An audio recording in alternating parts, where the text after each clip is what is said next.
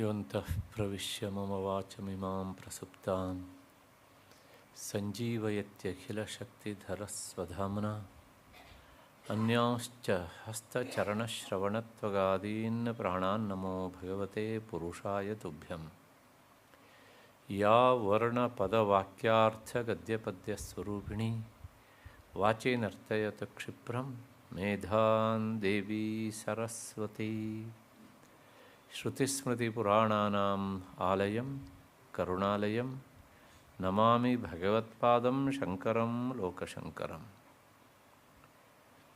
ಖಡ್ಗಂ ಚಕ್ರಗದೇಶು ಚಾಪಪರಿಘಾನ್ ಶೂಲಂ ಶುಷುಂಡೀಂ ಶಿರಃ ಶಂಖಂ ಸಂದಧತೀಂ ಕರೈಸ್ತ್ರಿನಯನಾಂ ಸರ್ವಾಂಗಭೂಷಾವೃತಾಂ ನೀಲಾಶ್ಮದ್ಯುತಿಂ ಆಸ್ಯಪಾದದಶಕಾಂ ಸೇವೆ ಮಹಾಕಾಲಿಕಾಂ ಯಾಮಸ್ತೌ ಚೈತೆ ಹರೌ ಕಮಲಜೋ ಹಂತುಂ ಮಧುಂ ಕೈಟಭಂ ದೃಶಾದ್ರಾಘೀಯಸ್ಯ ದರದಲಿತ ನೀಲೋತ್ಪಲರುಚ ದವೀಯಾಂಸಂ ದೀನಂ ಸ್ನಪಯ ಕೃಪಯಾ ಮಾಮಪಿ ಶಿವೆ ಅನೇನ ಆಯಂ ಧನ್ಯೋ ಭವತಿ ನಚತೆ ಹಾನಿರ್ಯತ ವನೇ ವಾ ಹರ್ಮೇ ವಾ ಸಮಕರ ನಿಪಾತೋ ಹಿಮಕರಃ ವನೇ ವಾ ಹರ್ಮೇ ವಾ ಸಮಕರ ನಿಪಾತೋ ಹಿಮಕರಃ.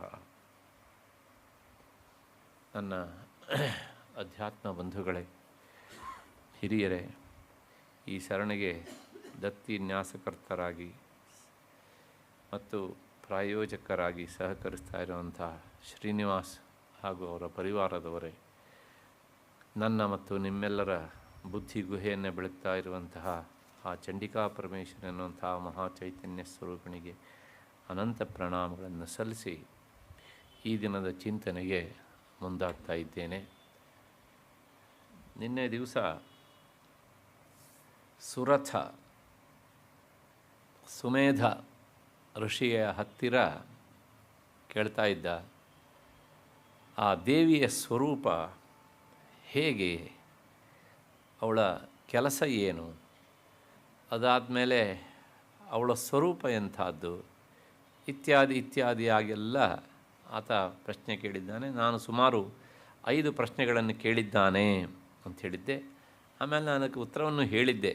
ಅದರ ಒಬ್ಬರು ಶ್ರೋತೃಗಳು ನನಗೆ ಫೋನ್ ಮಾಡಿದರು, ನೀವು ಉತ್ತರ ಅದಕ್ಕೆ ಹೇಳಿದ್ರೋ ಇಲ್ವೋ ಗೊತ್ತಾಗಲಿಲ್ಲ ಅಂಥೇಳಿ. ಅದು ಹೇಳಿದ್ದೇನೆ, ಆದರೆ ಆ ಪ್ರಶ್ನೆ ಹೇಗೆ ಬಿಡಿಸಿ ಹೇಳಿದ್ದೇನೆ, ಉತ್ತರವನ್ನು ಹಾಗೆ ಬಿಡಿಸಿ ಹೇಳಿರಲಿಲ್ಲ. ಹಾಗಾಗಿ ಆ ಪ್ರಶ್ನೆಗೆ ಅದೇ ರೀತಿಯಲ್ಲಿ ಉತ್ತರವನ್ನು ಹೇಳಿಕೊಂಡು ಮತ್ತೆ ಇವತ್ತಿನ ವಿಷಯಕ್ಕೆ ನೇರವಾಗಿ ಬರ್ತೇನೆ. ಆತ ಕೇಳಿದ್ದೇನು ಅಂದರೆ 60ನೆಯ ಶ್ಲೋಕದಲ್ಲಿ ಆತ ಕೇಳಿದಂತಹ ಪ್ರಶ್ನೆಗಳು ಹೀಗಿವೆ. ಏನು ಅಂದರೆ, ಭಗವನ್ ಕಾಹಿ ಸಾದೇವಿ ಮಹಾಮಾಯೇತಿ ಯಾಂಭವಾನ್ ಬ್ರವೀತಿ ಕಥಮುತ್ಪನ್ನ. ಅವಳು ಆ ದೇವಿ ಕಾಹಿ ಸಾದೇವಿ, ಆ ದೇವಿ ಎಂಥವಳು ಅಂತ ಪ್ರಶ್ನೆ, ಹೇಗಿದ್ದಾಳೆ ಇತ್ಯಾದಿಯಾಗಿ ಅವನು ಪ್ರಶ್ನೆ ಮಾಡಿದ್ದಾನೆ. ಇದು ಮೊದಲನೇ ಪ್ರಶ್ನೆ. ಆ ದೇವಿ ಅಂದರೆ ಯಾರು ಅವಳು ಅಂತ ಕೇಳ್ತೇವಲ್ಲ ನಾವು, ಗೊತ್ತಿಲ್ಲೇ ಇದ್ದಂಥ ವ್ಯಕ್ತಿಗಳನ್ನು ಕುರಿತು. ಹಾಗೆ ಕಾಹಿ ಸಾದೇವಿ ಅಂತ. ಅದಕ್ಕೆ ಉತ್ತರ ಆತ ಹೇಳಿದ್ದೇನು ಅಂದರೆ, ನಿತ್ಯೈವ ಸಾ, ಅವಳು ನಿತ್ಯಸ್ವರೂಪಳು. ಅಂದರೆ ಅವಳಿಗೆ ಉತ್ಪತ್ತಿಯೂ ಇಲ್ಲ, ಅಂದರೆ ಹುಟ್ಟುವಿಕೆ ಇಲ್ಲ, ಅದಾದಮೇಲೆ ನಾಶವೂ ಇಲ್ಲ. ಹಾಗಾಗಿ ಅವಳು ನಿತ್ಯಸ್ವರೂಪಳು. ಹಾಗೆ ನಿತ್ಯಸ್ವರೂಪಳಾಗಿ ಇರುವವಳೇ ದೇವಿ. ಯಾಕೆಂದರೆ ಮೂಲತಃ ಮೂಲ ನೆಲೆಯಲ್ಲಿ ಅವಳು ಚೈತನ್ಯ ಸ್ವರೂಪಳಾದ್ದರಿಂದ ಆ ಚೈತನ್ಯಕ್ಕೆ ಹುಟ್ಟೂ ಇಲ್ಲ, ಸಾವೂ ಇಲ್ಲ. ಆದ್ದರಿಂದ ಅವಳು ನಿತ್ಯಸ್ವರೂಪಳು. ಹಾಗಾಗಿಯೇ ನಿತ್ಯ ಅಂತಲೇ ಅವಳನ್ನು ಕರೀತಾರೆ ಅಂತ. ಸರಿ, ಎರಡನೇ ಪ್ರಶ್ನೆ ಕೇಳಿದ್ದ ಅವನು, ಕಥಮುತ್ಪನ್ನ, ಅವಳು ಹೇಗೆ ಹುಟ್ಟಿದಳು ಅಂತ. ಅದಕ್ಕೆ ಉತ್ತರ ಹೇಗೆ ಅಂತಂದರೆ, ಆದ್ದರಿಂದಲೇ ಅವಳಿಗೆ ಹುಟ್ಟು ಅನ್ನೋದಿಲ್ಲ. ಮೊದಲನೇ ಪ್ರಶ್ನೆ ಹೇಗಿದ್ದಾಳೆ ಅಂತ, ಯಾರು ದೇವಿ ಅಂತ, ಅವಳು ಹೇಗಿದ್ದಾಳೆ ಅಂತ ಅವನು ಪ್ರಶ್ನೆ ಕೇಳಿದ್ದಾನೆ. ಅವಳು ಹೇಗಿದ್ದಾಳೆ ಅಂದರೆ ಆ ಪ್ರಶ್ನೆಯೇ ಅಸಂಗತ. ಆ ನಿತ್ಯಸ್ವರೂಪಳು ಅಂತ ಹೇಳಿದ ಉತ್ತರದಲ್ಲಿಯೇ ಎರಡನೇ ಪ್ರಶ್ನೆಗೂ ಸಹ ಅವಳಿಗೆ ಉತ್ಪತ್ತಿ ಇಲ್ಲ, ನಾಶ ಇಲ್ಲ ಅನ್ನೋದು ಅಂಡರ್ಸ್ಟುಡ್. ಹಾಗಾಗಿ ಅವಳು ಉತ್ಪನ್ನ ಅನ್ನೋದು ಅದು ಉಪಾಧಿಯಿಂದ ಮಾತ್ರ. ನಿನ್ನೆ ಹೇಳಿದ್ದೀನಿ ನಾನು, ಆಕಾಶ ಎನ್ನುವಂಥದ್ದು ಹುಟ್ಟತ್ತೆ ಅಂದರೆ ನಾವು ಹೇಗೆ ಅರ್ಥ ಮಾಡಿಸೋದು ಅಂದರೆ, ಇಲ್ಲೊಂದು ಬಕೆಟ್ ಇಡಬೇಕು, ಆ ಬಕೆಟ್ ಒಳಗಡೆ ಇರುವಂಥ ಆಕಾಶ ಹೊರಗಿನ ಆಕಾಶಕ್ಕಿಂತ ಬೇರೆ ಅಂತ ಹೇಳಬೇಕು. ಬಕೆಟು ಇರುವಷ್ಟೊತ್ತು ಈ ಆಕಾಶ ಅದಕ್ಕಿಂತ ಬೇರೆಯಾಗಿ ತೋರುತ್ತಲ್ಲ, ಅದೇ ಹುಟ್ಟುವಿಕೆ ಅಂತ. ಅಂದರೆ ಇದು ಉಪಾಧಿಯಿಂದ ಅದಕ್ಕೆ ಜನನವನ್ನು ಹೇಳಬೇಕೆ ಅಷ್ಟೇ ಹೊರ್ತನು ಅದಕ್ಕೆ ನಾವು ನೇರವಾಗಿ ಉತ್ಪತ್ತಿ ಆದಳು ಅಥವಾ ಅವರು ಪ್ರಕಟಳಾದಳು ಅಂತ ಹೇಳಲಿಕ್ಕೆ ಆಗುವುದಿಲ್ಲ. ಹಾಗಾಗಿ ಜಗನ್ಮಾತೆಯ ಹುಟ್ಟು ನಮ್ಮ ಹಾಗೆ ಅಲ್ಲ ಅಂತ ಹೇಳಿದ್ದೇನೆ ನಾನು. ಅಂದರೆ ನಮ್ಮದು ಕರ್ಮಕ್ಕೆ ಅಧೀನವಾದಂತಹ ಹುಟ್ಟುವಿಕೆ, ಅವಳಿಗೆ ಹಾಗಲ್ಲ. ಕರ್ಮ ಅವಳಿಗೆ ಅಧೀನ ಆದ್ದರಿಂದ ತನಗೆ ಇಷ್ಟ ಬಂದ ಹಾಗೆ ಅವಳು ತನಗೆ ಇಷ್ಟ ಬಂದ ರೂಪದಲ್ಲಿ ಪ್ರಕಟಳಾಗ್ತಾಳೆ. ಕೆಲವು ಸಲ ದಶಭುಜಳಾಗ್ತಾಳೆ, ಮತ್ತು ಕೆಲವು ಸಲ 18 ಭುಜದವಳಾಗ್ತಾಳೆ, ಲಕ್ಷ್ಮಿ ಅಂತ ಕರೆಸ್ಕೊಳ್ತಾಳೆ.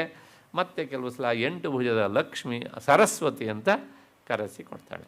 ಇದು ಯಾವುದೂ ಅವಳ ನಿಜವಾದ ರೂಪ ಅಲ್ಲ. ಅವಳ ನಿಜವಾದ ಸ್ವರೂಪ ಏನು ಅಂದರೆ ನಿತ್ಯ ಅಂತ, ಆಮ್ನಿ ಪ್ರೆಸೆಂಟ್ ಅಂತ, ಆ್ಯಂಡ್ ಯಾವಾಗಲೂ ಇರುವವಳು, ಅದೇ ಅವಳ ನಿಜವಾದ ಸ್ವರೂಪ. ಇನ್ನು 3ನೇ ಪ್ರಶ್ನೆ ಕೇಳಿದ್ದವನು, ಕರ್ಮ ಅಸ್ಯಾಹ ಚ ಕಿಂ, ಆಕೆಯ ಕರ್ಮ ಏನು, ಅವಳು ಏನು ಮಾಡ್ತಾಳೆ ಅಂತ. ಮಾಡೋದು ಮುಖ್ಯವಾಗಿ ದೇವ ಕಾರ್ಯ, ಅಂದರೆ ದೇವತೆಗಳ ಕಾರ್ಯವನ್ನು ಅವಳು ನೆರವೇರಿಸಿ ಕೊಡ್ತಾಳೆ. ದುಷ್ಟರ ಸಂಹಾರವನ್ನು ಮಾಡ್ತಾಳೆ. ಇದು 2 ಮುಖ್ಯವಾಗಿ ಅವಳ ಕಾರ್ಯ.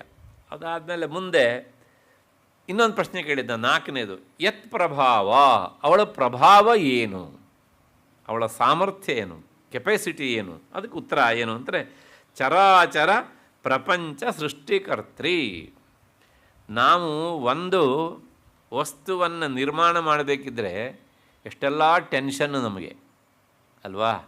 ಸಕ್ಸಸ್ ಆಗುತ್ತೋ ಇಲ್ವೋ, ಫೇಲ್ಯೂರ್ ಆಗಿಬಿಡುತ್ತೋ ಏನೋ, ನಮಗೇನು. ನಮ್ಮ ವಿಜ್ಞಾನಿಗಳಿಗೆಲ್ಲ ಒಂದೊಂದು ಉಪಗ್ರಹವನ್ನು ಹಾರಿಸ್ಬೇಕಿದ್ರೆ ಎಷ್ಟೋ ತಿಂಗಳ ಕಾಲ ನಿದ್ದೆ ಮಾಡಿದ್ರಲ್ಲ ಅವರು ಅಲ್ವಾ. ಅದು ಜಗನ್ಮಾತೆ ಈ ಪ್ರಪಂಚವನ್ನು ಸೃಷ್ಟಿ ಮಾಡಬೇಕಿದ್ರೆ ಅವಳೇನಾದ್ರು ಟೆನ್ಷನ್ ಮಾಡಿಕೊಂಡು ಸೃಷ್ಟಿ ಮಾಡ್ತಾಳಾ?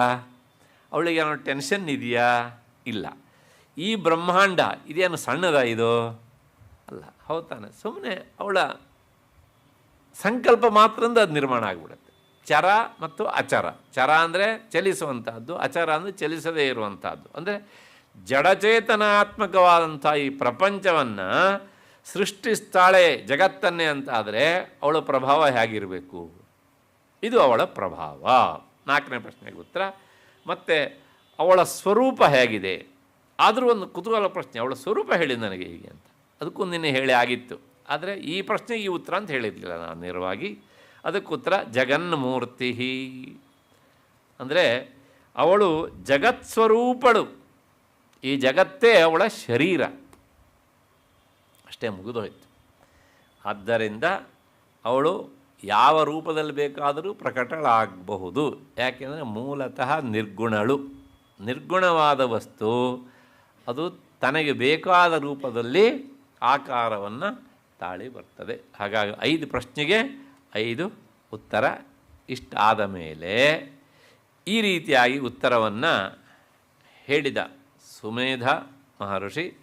ಅದಕ್ಕೆ ಉತ್ತರ ಕೇಳಿ ಆದಮೇಲೆ, ಹಾಗಿದ್ದರೆ ಈಗ ಋಷಿರುವಾಚ ನಿತ್ಯೈವ ಸಾ ಜಗನ್ಮೂರ್ತಿ ತಯಾ ಸರ್ವಮಿದಂ ತತಂ ತಥಾಪಿ ತತ್ಸಮುತ್ಪತ್ತಿ ಬಹುಧಾ ಶ್ರೂಯತಾಂ ಮಮ. ದೇವಾನಾಂ, ನೋಡಿ ಇದೆಲ್ಲ ಉತ್ತರನೇ. ದೇವಾನಾಂ ಕಾರ್ಯಸಿದ್ಧ್ಯರ್ಥಂ ಆವಿರ್ಭವತಿ ಸಾ ಯದಾ ಉತ್ಪನ್ನಾ ಇತಿ ತದಾ ಲೋಕೆ ಸಾ ನಿತ್ಯಾಪಿ ಅಭಿಧೀಯತೆ. ನಿತ್ಯವಾದ ವಸ್ತುವಿಗೆ ಹುಟ್ಟುವಿಕೆ ಅನ್ನೋದು ಸಂಭವಿಸೋದೇ ಇಲ್ಲ. ಆದರೂ ಹೇಳಬೇಕು ಅಂದರೆ ಏನು? ಕಲ್ಪಿತವಾಗಿ ಔಪಾಧಿಕವಾಗಿ ನಾವು ಹಾಗೆ ಹೇಳ್ತೇವೆ. ಇಷ್ಟು ಹಿನ್ನೆಲೆಯಲ್ಲಿ ಮುಂದೆ ಇಂತಹ ಯೋಗ ನಿದ್ರಾಂ ಯದಾ ವಿಷ್ಣು ಜಗತ್ತೇ ಕಾರಣವೇ ಕೃತೆ ಆಸ್ತೀರ್ಯ ಶೇಷಮಭಜತ್ ಕಲ್ಪಾಂತೆ ಭಗವಾನ್ ಪ್ರಭು. ಅವಳ ಹೆಸರು ಯೋಗ ನಿದ್ರಾ ಅಂತ. ಅದನ್ನು ಹೇಳಿದ್ದೇನೆ. ಯೋಗ ನಿದ್ರಾ ಅಂದರೆ ಏನು? ಜ್ಞಾನಾಜ್ಞಾನಗಳ ಮಿಶ್ರಿತವಾದ ಸುಖ ಸ್ವರೂಪವಾದ ನಿದ್ರೆ. ಅಲ್ಲಿ ಜ್ಞಾನವೂ ಉಂಟು, ಅಜ್ಞಾನವೂ ಉಂಟು.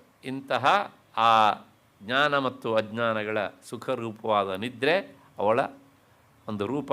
ಆ ರೂಪವನ್ನು ಕಲ್ಪಾಂತದಲ್ಲಿ, ಅದು ಹೇಗಿತ್ತು ಹೇಳಿದರೆ ಇಡೀ ಜಗತ್ತು ಜಲಮಯವಾಗಿತ್ತು. ಅಂತಹ ಸಂದರ್ಭದಲ್ಲಿ ವಿಷ್ಣು ಅವಳನ್ನು ಭಜಿಸಿದ. ಅಂದರೆ ಭಜಿಸಿದ ಅಂದರೆ ಏನು? ನನಗೀಗ ನಿದ್ದೆ ಮಾಡಬೇಕು, ನೀನು ಬಾ ಅಂತ ಅಷ್ಟೇ. ಆ ನಿದ್ದೆಯನ್ನು ಅವನು ಪಡೆದುಕೊಂಡ ಅಂತ. ಯೋಗ ನಿದ್ರಾಂ ಅಭಜತ್. ಹೇಗೆ ಕೇಳಿದರೆ ಆ ಶೇಷ ಎನ್ನುವಂಥ ಅನಂತನ ಮೇಲೆ ಪವಡಿಸಿ ಆಮೇಲೆ ನಿದ್ದೆ ಮಾಡಿದ, ಯೋಗ ನಿದ್ರೆಗೆ ಜಾರಿದ ವಿಷ್ಣು. ಇಂತಹ ಸ್ಥಿತಿಯಲ್ಲಿ ತದಾ ದ್ವಾವಸರೌ ಘೋರೌ ವಿಖ್ಯಾತೌ ಮಧುಕೈಟಭೌ ವಿಷ್ಣುಕರ್ಣಮಲೋದ್ಭೂತೌ ಹಂತಂ ಬ್ರಹ್ಮಾಣ ಮುದ್ಯತೌ. ಆಗ ವಿಷ್ಣುವಿನ ಆ ಕರ್ಣಮಲೆಯಿಂದ ಹುಟ್ಟಿಂಥ ಇಬ್ಬರು ದೈತ್ಯರು, ಮಧು ಮತ್ತು ಕೈಟಭ ಅಂತ, ಅವರಿಬ್ಬರು ಏನು ಮಾಡಿದರು ಅಂದರೆ ಬ್ರಹ್ಮನನ್ನು ಸಾಯಿಸಿ ಬಿಡಬೇಕು ಅಂತ ಮುಂದಾದರು.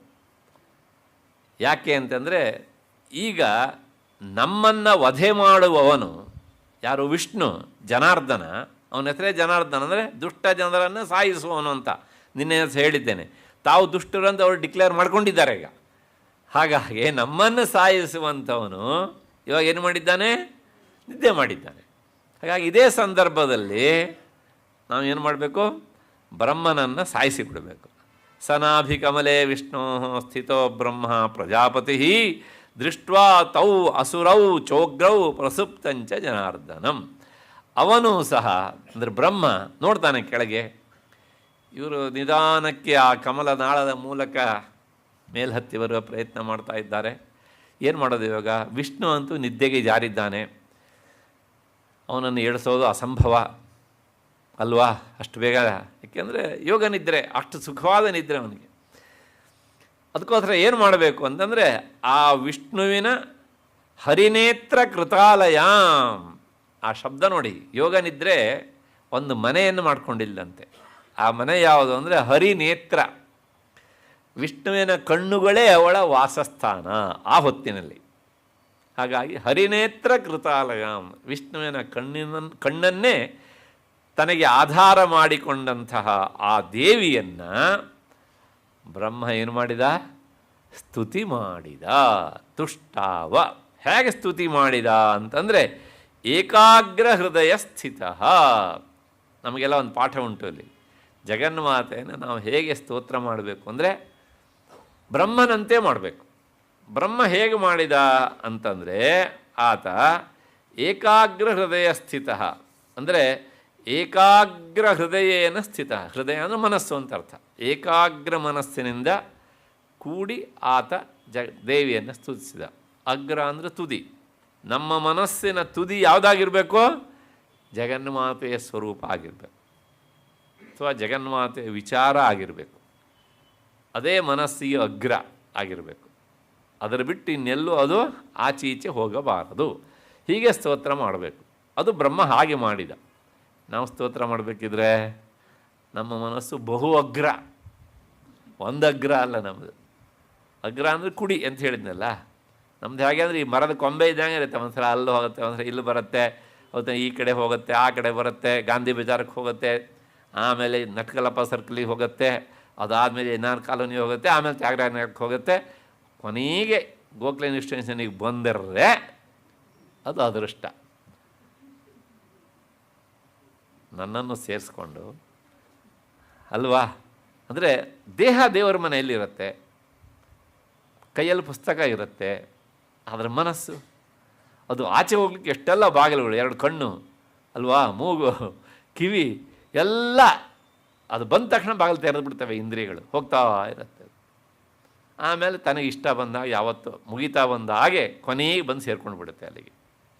ಅಷ್ಟೇ, ಇದು ಮನಸ್ಸು ಮಾಡುವ ಕೆಲಸ. ಹಾಗೆ ಮಾಡಬಾರದು ಅಂತ ಚತುರ್ಮುಖನ ಅನ್ನ ಹೇಳ್ತಾ ನಮಗೆ ಸಪ್ತಶತಿ ಹೇಳತ್ತೆ, ಏಕಾಗ್ರ ಹೃದಯ ಸ್ಥಿತ.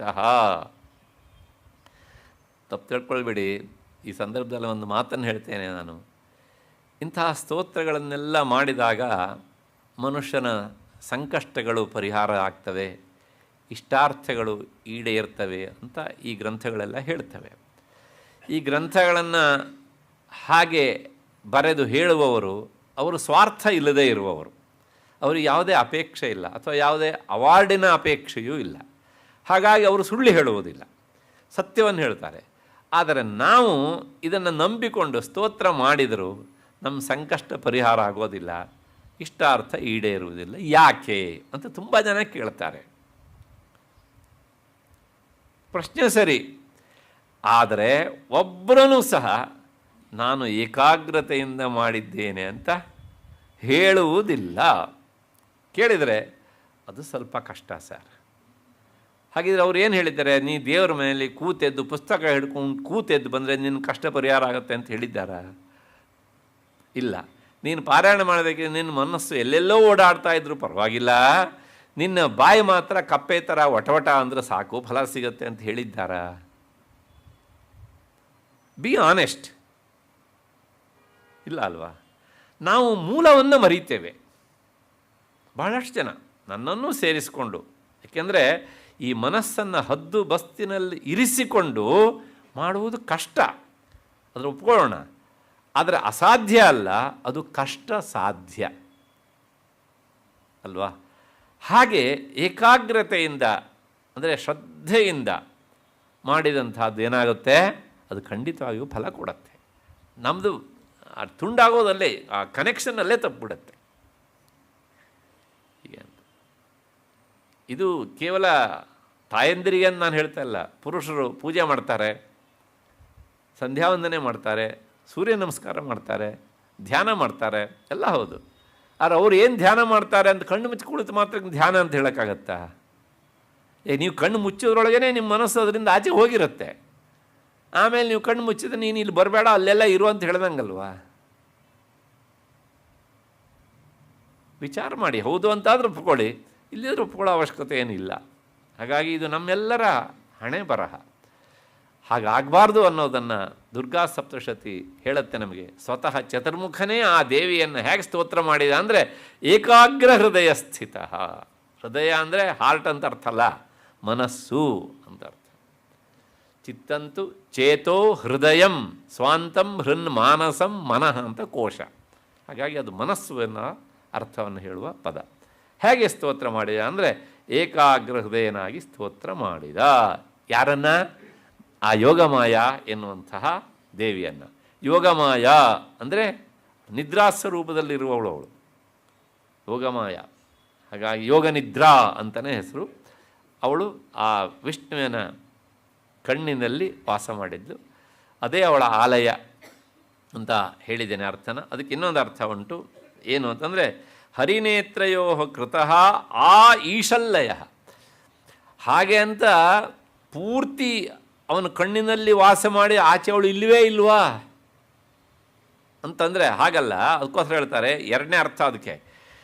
ಹರಿನೇತ್ರಯೋ, ಆ ವಿಷ್ಣುವಿನ ಕಣ್ಣಿನಲ್ಲಿ ಆ ಆಲಯ ಅಂತ ಉಂಟಲ್ಲ, ಅದಕ್ಕೆ ವಿವರಣೆ ಹೇಗೆ ಅಂದರೆ ಆ ಅಂದರೆ ಕಿಂಚಿತ್ ಸ್ವಲ್ಪ ಅಂತ ಅರ್ಥ. ಸ್ವಲ್ಪ ಲಯ ಅಂದರೆ ತನ್ನಂತಾನು ಲಯಗೊಳಿಸ್ಕೊಡ್ಲಿಲ್ಲಂತೆ. ಅಷ್ಟರಿಂದಲೇ ವಿಷ್ಣು ಗೊರಕೆ ಹೊಡೆಯೋಕ್ಕೆ ಶುರು ಮಾಡಿದ್ದಾನೆ ಅಂತ. ಇನ್ನೇನೋ ಪೂರ್ತಿ ಬಂದುಬಿಟ್ರೆ ಅವನು ಪೂರ್ತಿ ಕಣ್ಣು ಮುಚ್ಚಿಬಿಡ್ತಿದ್ದ. ಅವನು ಸ್ವಲ್ಪ ವಾಸ ಮಾಡಿದ್ದಕ್ಕೆ ಅರೆ ಬಿರಿದ ಕಣ್ಣು. ನೋಡಿ ಎಷ್ಟು ಕ್ಲಿಯರಾಗಿ ಹೇಳ್ತಾರೆ ಅಂದರೆ, ಅವನ ಜಗನ್ಮಾತೆ ವಿಷ್ಣುವಿನ ಕಣ್ಣಿನಲ್ಲಿ ಸ್ವಲ್ಪ ಪ್ರಮಾಣದಲ್ಲಿ ಮಾತ್ರ ತನ್ನ ಸಾನ್ನಿಧ್ಯವನ್ನು ಇರಿಸಿದ್ದಾಳೆ, ಯೋಗನಿದ್ರ. ಹಾಗಾಗಿ ಅವನು ಸ್ವಲ್ಪ ಕಣ್ಣು ಮುಚ್ಕೊಂಡಿದ್ದಾನೆ, ಸ್ವಲ್ಪ ತೆರೆದುಕೊಂಡಿದ್ದಾನೆ. ಪೂರ್ತಿ ಮುಚ್ಚಲಿಲ್ಲ, ಪೂರ್ತಿ ತೆರೀಲಿಲ್ಲ. ಹೀಗೆ ಯಯ ತಾಮ್ ಈ ರೀತಿಯಾಗಿ ಆಕೆ ನಿದ್ರೆ ಮಾಡಿದ ಸ್ಥಿತಿಯನ್ನು, ವಿಷ್ಣು ನಿದ್ರೆ ಮಾಡಿದ ಸ್ಥಿತಿಯನ್ನು ವರ್ಣನೆ ಮಾಡುತ್ತೆ. ಈಗ ಬ್ರಹ್ಮ ತುಷ್ಟಾವ ಸ್ತೋತ್ರ ಮಾಡಿದ. ಇಲ್ಲಿಯವರೆಗಿನ ವಿಚಾರ ಬಂದಿತ್ತು ನಿನ್ನೆ, ನಾನು ಅದನ್ನು ಸ್ವಲ್ಪ ಬಿಡಿಸಿ ಹೇಳಿದ್ದೇನೆ. ಈಗ ಹೇಗೆ ಸ್ತೋತ್ರ ಮಾಡಿದ ಅಂತ ಪ್ರಶ್ನೆ. 71ನೇ ಶ್ಲೋಕ ಆ ಬ್ರಹ್ಮ ಸ್ತೋತ್ರ ಮಾಡಿದ್ದನ್ನು ಹೇಳುತ್ತೆ. ಅದಾದ ಮೇಲೆ ಇಲ್ಲಿ ಹೇಳೋದು ಏನು ಕೇಳಿದರೆ, ಎಂಥ ದೇವಿ ಅನ್ನು ಸ್ತೋತ್ರ ಮಾಡಿದ ಅಂತ. ದೇವಿಗೆ ಬಹುರೂಪ ಆದ್ದರಿಂದ ಒಂದೊಂದು ಸಲ ಒಂದೊಂದು ರೂಪವನ್ನು ಹೇಳ್ತಾರೆ. ಈಗ ಹೇಳ್ತಾ ಇರುವಂಥದ್ದು ಅವಳು ಎಂಥ ದೇವಿ ಅಂತಂದರೆ, ವಿಶ್ವೇಶ್ವರೀಂ ಜಗದ್ಧಾತ್ರೇಂ ಸ್ಥಿತಿ ಸಂಹಾರಕಾರಿಣೀಂ ನಿದ್ರಾಂ ಭಗವತೇಂ ವಿಷ್ಣೋ ಅತುಲಾಂ ತೇಜಸಃ ಪ್ರಭು. ಆ ಶ್ಲೋಕದಲ್ಲಿ ತೇಜಸಃ ಪ್ರಭು ಅಂತ ಉಂಟು. ಅದಕ್ಕರ್ಥ ತೇಜಸ್ವಿಗಳಿಗೆಲ್ಲ ಒಡೆಯನಾದವನು ಯಾರು? ಬ್ರಹ್ಮ. ತೇಜಸ ಅನ್ನೋದಕ್ಕರ್ಥ ತೇಜಸ್ವಿ ಅಂತ ಅರ್ಥ ಮಾಡಿಕೊಂಡು ತೇಜಸ್ವಿಗಳಿಗೆಲ್ಲ ಪ್ರಭು, ಒಡೆಯನಾದ ಮುಖ್ಯಸ್ಥನಾದಂಥ ಬ್ರಹ್ಮ ಸ್ತೋತ್ರ ಮಾಡಿದ. ಹೇಗೆ ಅಂತಂದರೆ, ವಿಶ್ವೇಶ್ವರೀಂ, ನೀನು ಹೇಗಿದ್ದೀಯ ತಾಯಿ ಅಂದರೆ ವಿಶ್ವಕ್ಕೆ ಈಶ್ವರಿ ಅಂದರೆ ಈ ವಿಶ್ವದ ಸಂಪೂರ್ಣ ಸ್ವಾಮಿನಿ ಆದವಳು ನೀನು. ಒಂದರ್ಥ ವಿಶ್ವದ ಐಶ್ವರ್ಯ ಎಲ್ಲ ನಿನ್ನಲ್ಲಿಯೇ ಉಂಟು. ಭೂಮಿಯೇ ಅವಳ ಅಧೀನ ಅಂತ ಆದಮೇಲೆ ಭೂಮಿಯೊಳಗಿರೋ ಸಂಪತ್ತು ಸಹ ಅವಳ ಅಧೀನವೇ ತಾನೇ. ಹಾಗಾಗಿ ವಿಶ್ವೇಶ್ವರಿ ಅಂತ ಒಂದು. ಎರಡನೆಯದು ಜಗದ್ಧಾತ್ರಿ. ಜಗದ್ಧಾತ್ರಿ, ಜಗತ್ತಂದರೆ ಈ ಜಗತ್ತು, ಅದನ್ನು ಧಾತ್ರಿ ಅಂದರೆ ಅದಕ್ಕೆ ತಾಯಿಯಾದವಳು. ಧಾತ್ರಿ ಬರೇ ತಾಯಿಯಲ್ಲ, ಉಪಮಾತ. ಈಗ ನಮ್ಮನ್ನು ತಾಯಿ ಇಲ್ಲದೇ ಇದ್ದಂತಹ ಮಕ್ಕಳನ್ನು ಸಲವೊಳೊಬ್ಳು ಇರ್ತಾಳಲ್ಲ, ಉಪಮಾತ ಅಂತ ಹೆಸರು ಅವಳಿಗೆ. ಸ್ಟೆಪ್ ಮದರ್ ಅಲ್ಲ, ಅವರು ಸಾಕಲ್ಲ ಸಾಮಾನ್ಯವಾಗಿ ಅಲ್ವಾ. ಹಾಗಾಗಿ ಉಪಮಾತ ಅಂತ ಕರಿಬೇಕು. ಜಗದ್ಧಾತ್ರಿ. ಈ ಧಾತ್ರಿ ಅನ್ನೋದಕ್ಕೆ ತುಂಬ ಅರ್ಥ ಉಂಟು. ಎಷ್ಟೆಲ್ಲ ಅರ್ಥ ಉಂಟು ಅಂದರೆ, ಒಂದು ಅವಳು ಈ ಜಗತ್ತನ್ನು ಪೊರೆಯುವ ಅಂದರೆ ಜನ್ಮ ಕೊಡುವ ತಾಯಿ ಅದಕ್ಕೆ, ಹಾಗಾಗಿ ಧಾತ್ರಿ. ಇನ್ನೊಂದರ್ಥ ಅವಳು ಈ ಭೂಮಿಗೂ ಸಹ ತಾಯಿಯವಳು, ಜಗದ್ಧಾತ್ರಿ. ಮತ್ತು ಧಾತ್ರಿ ಅನ್ನೋದಕ್ಕರ್ಥ ಈ ಆಮಲಕ, ನೆಲ್ಲಿಕಾಯಿ, ಧಾತ್ರಿ ಪೂಜೆ ಅಂತ ಕರೀತಾರಲ್ಲ, ಅದಕ್ಕೂ ಸಹ ಧಾತ್ರಿ ಅಂತ ಕರೀತಾರೆ. ಅದಾದಮೇಲೆ ತಾಯಿಗೂ ಸಹ ಜನನಿಗೂ ಸಹ ಧಾತ್ರಿ ಅಂತ ಕರೀತಾರೆ. ಹಾಗೆ ಉಪಮಾತ ಅಂತಲೂ ಒಂದು ಅರ್ಥ, ಇನ್ನೊಂದರ್ಥ ನೇರವಾಗಿ ತಾಯಿ ಅಂತ ಅರ್ಥ. ನೀನು ಎಂಥವಳಪ್ಪ ಅಂತಂದರೆ ಈ ಜಗತ್ತಿಗೆ ನೀನು ತಾಯಿ ಆದವಳು. ಇನ್ನು ಯಾರಿಗೆ ನೇರ ತಾಯಿ ಇಲ್ಲವೋ ಅಂಥವಳಿಗೆ ನೀನು ತಾಯಿಯಂತೆ ಇದ್ದು ಅವರನ್ನು ಸಲಹುವವಳು. ಆದ್ದರಿಂದ ಉಪಮಾತ. ಹೀಗೆ ಜಗದ್ಧಾತ್ರಿ. ಮತ್ತು ಸ್ಥಿತಿ ಸಂಹಾರಕಾರಿಣೀ. ಈ ಜಗತ್ತಿನ ಸ್ಥಿತಿಗೂ ಇರುವಿಕೆಗೂ ಮತ್ತು ಕೊನೆಗೆ ಇದು ಸಾಕು ಅಂತ ನಿನಗೆ ಅನ್ನಿಸಿದಾಗ ಅದನ್ನು ಸಂಹಾರ ಮಾಡುವವಳು ನೀನೇ ಆಗಿದ್ದೀಯೆ. ಈಗ ಇಲ್ಲೊಂದು ಸಣ್ಣ ಸಂಶಯ ಬರ್ತದೆ, ಅಲ್ಲ ಸ್ಥಿತಿ ಆಗಬೇಕಿದ್ರೆ ಜಗತ್ತು ಸೃಷ್ಟಿ ಆಗಬೇಕಲ್ವಾ. ಸೃಷ್ಟಿ ಆದಮೇಲೆ ಪಾಲನೆ ಮಾಡ್ತಾಳೆ ಅವಳು, ಪಾಲನೆ ಮಾಡಿ ಆದಮೇಲೆ ಬೇಕಾದ್ರೆ ಸಂಹಾರ ಮಾಡ್ತಾಳೆ. ಸರಿ, ಅದ್ರ ಸೃಷ್ಟಿಯಾದ ವಿಚಾರವನ್ನು ಹೇಳಿಲ್ವಲ್ಲ ಇಲ್ಲಿ. ಎಲ್ಲಿ ಹೇಳಿದ್ದಾರಾ? ಇಲ್ಲ. ಅಂದರೆ ಅಲ್ಲೇ ಇರೋ ಸ್ವಾರಸ್ಯ. ಧಾತ್ರಿ ಅಂದರೆ ತಾಯಿ ಅಂತ ಹೇಳಿದೆ. ತಾಯಿ ಏನು ಮಾಡ್ತಾಳೆ? ಮಕ್ಕಳನ್ನು ಹೆರ್ತಾಳೆ. ನಾನು ಹೇಳಿದೆ ಜಗತ್ತಿನ ತಾಯಿ ಅಂತ ಹೇಳಿದ್ರಿಂದಲೇ ಅವಳು ಜಗತ್ತನ್ನು ಸೃಷ್ಟಿಸಿದವಳು. ತಾಯಿ ಮಕ್ಕಳನ್ನು ಹೇಗೆ ಸೃಷ್ಟಿಸ್ತಾಳೋ, ಪಡ್ಕೊಳ್ತಾಳೋ, ಹಾಗೆ ಈ ಜಗತ್ತು ಎನ್ನುವಂಥ ಸಂತತಿ ಕುಲವನ್ನು ಅವಳು ಸೃಷ್ಟಿ ಮಾಡಿದ್ದಾಳೆ. ಆದ್ದರಿಂದ ಅದರೊಳಗೆ ಸೃಷ್ಟಿ ಅನ್ನುವ ಶಬ್ದ ಬಂದು ಹೋಯ್ತಲ್ಲ. ಹಾಗಾಗಿ ಜಗತ್ತನ್ನು ಸೃಷ್ಟಿಸಿದವಳು, ಜಗತ್ತನ್ನು ಪಾಲಿಸುವವಳು, ಕೊನೆಗೆ ಇದು ಸಾಕು ಅಂತ ಅನಿಸಿದಾಗ ಜಗತ್ತನ್ನು ಮುಗಿಸುವವಳು ಅಂತ.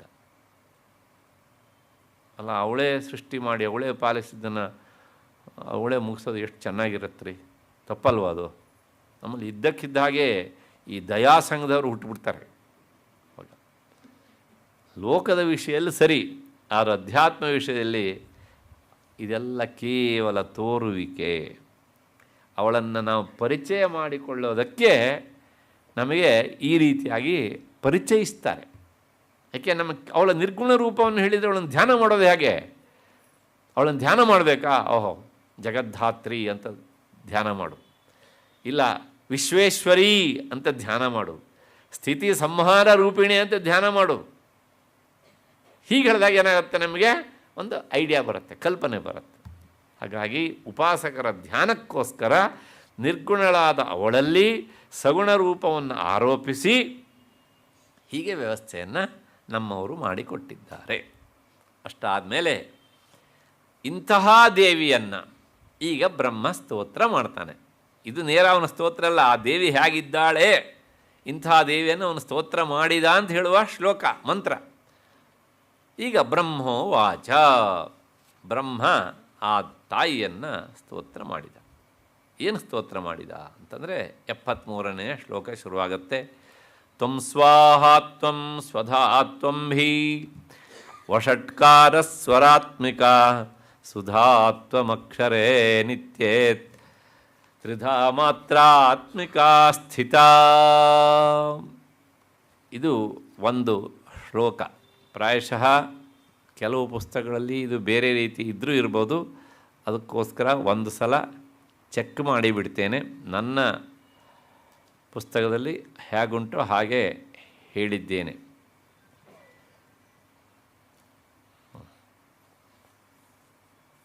ಎಲ್ಲ ಪುಸ್ತಕಗಳು ಸಾಮಾನ್ಯವಾಗಿ ಹಾಗೇ ಕಾಣುತ್ತೆ. ತ್ವಂ ಸ್ವಾಹ ತ್ವಂ ಸ್ವಧಾತ್ವಂ ಹಿ ವಷಟ್ಕಾರ ಸ್ವರಾತ್ಮಿಕ ಸುಧಾ ತ್ವಂ ಅಕ್ಷರೇ ನಿತ್ಯೇ ತ್ರಿಧಾ ಮಾತ್ರಾತ್ಮಿಕ ಸ್ಥಿತ ಅಂತ ಇದೇ ಪಾಠ ಎಲ್ಲ ಕಡೆಗೂ ಉಂಟು. ಈ ಶ್ಲೋಕ ಅಂದರೆ ಮಂತ್ರದ ಮೂಲಕ ಇದು ವಾಸ್ತವಿಕವಾಗಿ ಶ್ಲೋಕವೇ ಆದರೂ ಸಹ ಅವಳಿಗೆ ಆಹುತಿಯನ್ನು ಕೊಡುವಂತಹ ಒಂದು ಮಾಧ್ಯಮವಾದದ್ದರಿಂದ ಈ ಎಲ್ಲ ಶ್ಲೋಕಗಳು ಅವುಗಳನ್ನು ಮಂತ್ರ ಅಂತ ಕರೀತಾರೆ. ಅದಕ್ಕೋಸ್ಕರ ಮೊದಲಿಂದಲೂ ನಾನು ಹೇಳ್ತಾ ಬಂದಿದ್ದೇನೆ, ನಮಗೇನಾಗಿದೆ ಅಭ್ಯಾಸ ಬಲದಿಂದ ಆ ಸಾಲುಗಳನ್ನು ನೋಡಿದಾಗ ಶ್ಲೋಕನ ತಕ್ಷಣ ಗೊತ್ತಾಗ್ಬಿಡ್ತದಲ್ಲ, ಹಾಗಾಗಿ ನಾಲಿಗೆ ಏನು ಮಾಡುತ್ತೆ ಶ್ಲೋಕ ಅಂತ ಹೇಳಿಬಿಡ್ತದೆ. ಇವುಗಳ ಹೆಸರು ಮಂತ್ರ ನಿಜವಾಗಿ. ಹಾಗಾಗಿ ಅದು ನನ್ನ ಬಾಯಿಂದ ಬಂದಿದ್ದರೂ ಸಹ ಅದು ತಪ್ಪೇ ಅಂತ, ಅದು ಅಭ್ಯಾಸ ಬಲದಿಂದ ಹಾಗೆ ಹೇಳುವಂಥದ್ದು. ಹಾಗಾಗಿ ಸಪ್ತಶತಿಯಲ್ಲಿ ಮಾತ್ರ ಇವುಗಳನ್ನು ಮಂತ್ರ ಅಂತಲೇ ಕರಿಬೇಕು. ಸರಿ, ಹೇಗೆ ಅಂತಂದರೆ ತ್ವಂ ಸ್ವಾಹ ತ್ವಂ ಸ್ವಧಾ ತ್ವಂ ಹಿ ವಷಟ್ಕಾರ ಸ್ವರಾತ್ಮಿಕ ಸುಧಾತ್ವಂ ಅಕ್ಷರೇ ನಿತ್ಯೇ ತ್ರಿಧಾ ಮಾತ್ರಾತ್ಮಿಕ ಸ್ಥಿತ. ಬಿಡಿಸಿ ಬಿಡಿಸಿ ಹೇಳಿದ್ದೇನೆ. ಈಗ ಈ ಮಂತ್ರದಲ್ಲಿ ಚತುರ್ಮುಖ ಆ ತಾಯಿಯನ್ನು ಯಜ್ಞ ವಿದ್ಯಾರೂಪದಿಂದ ಆಕೆಯನ್ನು ಸ್ತೋತ್ರ ಮಾಡ್ತಾನೆ. ಇಲ್ಲಿರೋ ಎಲ್ಲ ಶಬ್ದಗಳು ಸಹ ಯಜ್ಞಕ್ಕೆ ಸಂಬಂಧಪಟ್ಟ ಯಾಜ್ಞಿಕ ಶಬ್ದಗಳು. ಹಾಗಾಗಿ ಅವಳು ಯಜ್ಞರೂಪಿಣಿ ಅಂತ ಹೇಳಬೇಕು ಅವನಿಗೆ. ಅದಕ್ಕೋಸ್ಕರ ಆ ಯಾಜ್ಞಿಕ ಶಬ್ದಗಳನ್ನಿಟ್ಕೊಂಡು ಆಕೆಯನ್ನು ಸ್ತೋತ್ರ ಮಾಡ್ತಾನೆ. ಹಾಗಿದ್ರೆ ಹೇಗೆ ಸ್ತೋತ್ರ ಅಂತಂದರೆ ತ್ವಂ ನೀನು ಸ್ವಾಹ ಏನಾಗಿದೆಯೇ, ನೀನು ಸ್ವಾಹ ಸ್ವರೂಪಳು ಅಂತ. ಅಂದರೆ ಸ್ವಾಹ ಸ್ವರೂಪಳು. ಸ್ವಾಹ ಅಂದ್ರೆ ಏನು ರೀ? ನಮ್ಮಲ್ಲಿ ಏನಾಗಿದೆ, ಎಲ್ಲವನ್ನೂ ಸ್ವಾಹ ಮಾಡಿಬಿಟ್ಟ ಕಣ್ರಿ. ನಮ್ಮಲ್ಲಿ ಸ್ವಾಹ ಹೀಗೆ ಬರ್ತದೆ, ಆದರೆ ಸ್ವಾಹ ಅನ್ನೋದಕ್ಕೆ ಅರ್ಥ ಏನು ಗೊತ್ತಾ? ಸ್ವಾಹ ಆಹುತಿಯನ್ನು ಕೊಡಬೇಕು, ಹಿಂಗೆ ಕೊಡ್ತಾರೋ ಹಿಂಗೆ ಕೊಡ್ತಾರಾ? ಸ್ವಲ್ಪ ವಿಚಾರ ಮಾಡಿ. ಎಲ್ಲರೂ ಹೋಮ ನೋಡಿದ್ದೀರಿ ಅಲ್ವಾ? ಹೀಗೆ ಆಹುತಿ ಕೊಡ್ತಾರಾ ಹೀಗೆ ಕೊಡ್ತಾರಾ? ಹೀಗೆ ತಗೊಂಡ್ರೆ ಅದು ತಂದು ಅಂತ, ಹೀಗಂದರೆ ನಂದಲ್ಲ ಅಂತ ಅರ್ಥ. ಒಪ್ಕೊಳ್ತೀರಾ? ಕೈ ಹೀಗೆ ಮಾಡಿದೆ ಏನಂತ ಅರ್ಥ ಅಲ್ವಾ? ನಂದಲ್ಲ ಅಂತ ಅರ್ಥ. ನೋಡಿ ಅಷ್ಟೇ ಸೂಕ್ಷ್ಮ. ಅದಕ್ಕೋಸ್ಕರ ಇಂತಹ ಶಬ್ದಗಳನ್ನು ಬಳಸ್ತಾರೆ. ಅದಕ್ಕೆ ಏನು ಹೇಳ್ತಾರೆ ಅಂದರೆ ತ್ವಂ ನೀನು ಎಂಥವಳು ಅಂದರೆ ಧಾತು, ದಾತ ಅಂದರೆ ದಾನಿ ಅಂತ ಅರ್ಥ. ಹಾಗೆ ದಾನ ಮಾಡುವವನ ಧ್ಯೇಯನಿಷ್ಠ ಸ್ವಕೀಯ ಸಂಬಂಧಂ ಆಜಹಾತಿ. ಒಬ್ಬ ದಾತ ಇರ್ತಾನೆ, ಅವನಲ್ಲಿ ದಾನ ಮಾಡುವ ಬುದ್ಧಿ ಇರ್ತದೆ ಅಲ್ವಾ? ಆ ದಾನ ಮಾಡುವ ಬುದ್ಧಿ ಇರಬೇಕಿದ್ರೆ ದಾನಕ್ಕೆ ಬೇಕಾದ ಯಾವುದೋ ಒಂದು ವಸ್ತು ಇರ್ತದಲ್ಲ, ಆ ವಸ್ತು ಆಜಹಾತಿ ಈ ಕ್ಷಣದಿಂದ ನನ್ನದಲ್ಲ ಅಂತ ಅಂದ್ಕೊಂಡದೇನು ಮಾಡ್ತಾನೆ, ಕೊಡ್ತಾನೆ. ಹಾಗೆ ಕೊಡುವಂತಹ ಕ್ರಿಯೆಗೆ ಒಂದು ಸ್ವರೂಪ ಇದ್ದರೆ ಅದಕ್ಕೆ ಹೆಸರು ಸ್ವಾಹ. ಆ ರೂಪದಲ್ಲಿ ಇರುವವಳಮ್ಮ ನೀನು.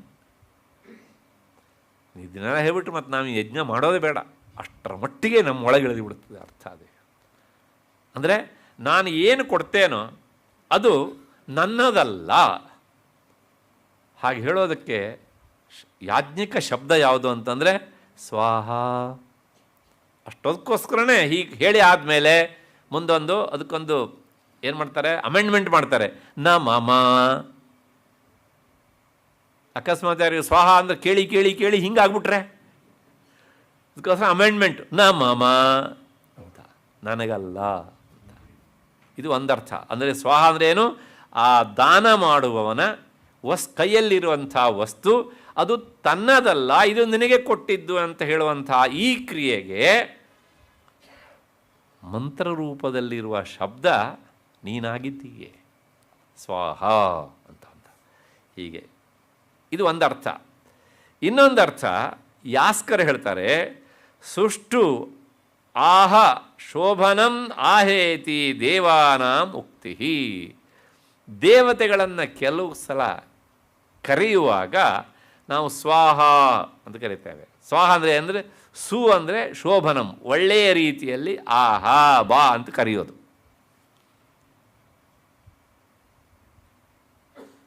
ನೋಡಿ, ಮೊದಲನೇದು ಹೀಗೆ, ಎರಡನೇದು ದೇವತೆಗಳನ್ನು ಕರೆಯುವಂಥದ್ದು.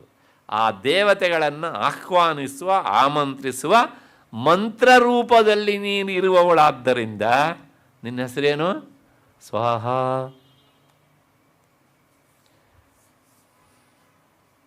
ಎರಡು ಅರ್ಥ ಆಯಿತು. ಮತ್ತು ಮೂರನೇದು, ನಾವು ಈ ಆಹುತಿಯನ್ನು ಕೊಡುವುದು ಯಾವುದರಲ್ಲಿ? ಆಹುತಿಯನ್ನು ಎಲ್ಲಿ ಹಾಕ್ತೇವೆ? ಅಗ್ನಿಯಲ್ಲಿ. ಬರೇ ಯಜ್ಞಕುಂಡ ಅಂತ ಹೇಳಬಾರ್ದು, ಆವಾಗ ಅಗ್ನಿ ಇಲ್ಲದೆ ಇರುವ ಕುಂಡು ಆಗಿಬಿಡುತ್ತದೆ. ಅಗ್ನಿಯಲ್ಲಿ ನಾವು ಕೊಡ್ತೇವೆ. ಈ ಅಗ್ನಿಗೆ ಇಬ್ಬರು ಪತ್ನಿಯರು. ಲಲಿತಾ ಸಹಸ್ರನಾಮ ಹೇಳಬೇಕಿದ್ದು ಹೇಳಿದ್ದೇನೆ. ಒಬ್ಬಳು ಸ್ವಾಹ, ಇನ್ನೊಬ್ಬಳು ಸ್ವಧಾ ಅಂತ. ಆ ಸ್ವಾಹ ಎನ್ನುವಂಥವಳು ಅಗ್ನಿದೇವತೆಯ ಬಲಭಾಗದಲ್ಲಿರ್ತಾಳೆ. ಸ್ವಧಾ ಎನ್ನುವಂಥವಳು ಆ ಅಗ್ನಿದೇವತೆಯ ಎಡಭಾಗದಲ್ಲಿ ಇರ್ತಾಳೆ. ಅಲ್ಲಿಗೆ ಮೂರನೇ ಅರ್ಥ. ಅಂದರೆ ಅಗ್ನಿದೇವತೆಯ ಬಲಭಾಗದಲ್ಲಿರುವ ಪತ್ನಿಯ ರೂಪದಲ್ಲಿ ಇರುವವಳು ನೀನೇ. ಆದ್ದರಿಂದ ಅಮ್ಮ ನಿನ್ನ ಹೆಸರು ಏನು? ಸ್ವಾಹ. ಇಲ್ಲಿ ಮೂರು ಅರ್ಥ ಆಯಿತು. ಸಾಕು ಅಂತ ಅಂದ್ಕೊಳ್ಳೋಣ, ಯಾಕೆಂದರೆ ಇದನ್ನು ಹೇಳ್ತಾ ಹೋದರೆ ಪೂರ್ತಿ ಇದೇ ಆಗಿಬಿಡುತ್ತೆ ಇವತ್ತಿಗೆ ಅಂತ. ಆಯಿತು. ನೆಕ್ಸ್ಟ್ ಮುಂದೆ ಇರುವಂಥದ್ದು ತ್ವಮ್ಮಿ ಸ್ವಾಹ ಸ್ವಧಾತ್ವಂ. ನೀನು ಸ್ವಧಾ. ಈ ಸ್ವಧಾ ಅನ್ನೋದಕ್ಕೆ ಒಂದು ಅರ್ಥ ಹೇಳೇ ಆಯ್ತು ನಾನು. ಅಗ್ನಿಯ ಇನ್ನೊಬ್ಬ ಪತ್ನಿಯ ಹೆಸರು ಸ್ವಧಾ. ಇದು ಮಧ್ಯದಲ್ಲಿ ಒಂದು ಸಣ್ಣ ವಿವರಣೆ ಉಂಟು. ಈ ಸ್ವಾಹ ಎನ್ನುವ ಪತ್ನಿಯನ್ನು ದೇವತೆಗಳು ತಮ್ಮ ಕಾರ್ಯಕ್ಕೋಸ್ಕರ ಏನು ಮಾಡೋದಂದರೆ ಆಕೆಯನ್ನು ಬಳಸಿಕೊಂಡ್ರು. ಅಂದರೆ ದೇವತೆಗಳಿಗೆ ಆಹುತಿಯನ್ನು ಕೊಡುವಾಗ ಸ್ವಾಹ ಅಂತ ಹೇಳಬೇಕು. ಅಮ್ಮ ನಮಗೆ ನೀನು ನಿನ್ನ ಯಜಮಾನರಿಗೆ ಕೊಟ್ಟಂಥ ಆಹುತಿಯನ್ನು ನಮಗೂ ಕೊಡಮ್ಮ ಅಂತ. ಹಾಗಾಗಿ ದೇವತೆಗಳು ಸ್ವಾಹ ಎನ್ನುವಂತಹ ಅವಳ ಸಹಾಯವನ್ನು ಪಡ್ಕೊಂಡ್ರು. ಸ್ವಧಾ ಅನ್ನೋದನ್ನು ಪಿತೃದೇವತೆಗಳು ಪಡೆದುಕೊಂಡರು. ಈ ಮೊನ್ನೆ ಮಹಾಲಯ ಪಕ್ಷ ಮುಗಿದಿದೆಯಲ್ಲ, ಅಲ್ಲಿ ಪುರೋಹಿತರು ಬರ್ತಾರೆ. ನಿಮ್ಮೆಲ್ಲ ಪಿತೃಗಳಿಗೆ ಯಾರ್ಯಾರಿಗೆ ತರ್ಪಣ ಕೊಡಬೇಕೋ ಆವಾಗ ಹೇಳ್ತಾರೆ ಸ್ವಧಾ ನಮಃ ತರ್ಪಯಾಮಿ, ಸ್ವಧಾ ನಮಸ್ತರ್ಪಯಾಮಿ. ಅಲ್ಲಿ ಸ್ವಾಹ ನಮಸ್ತರ್ಪಯಾಮಿ ಅಂತ ಹೇಳೋದಿಲ್ಲ.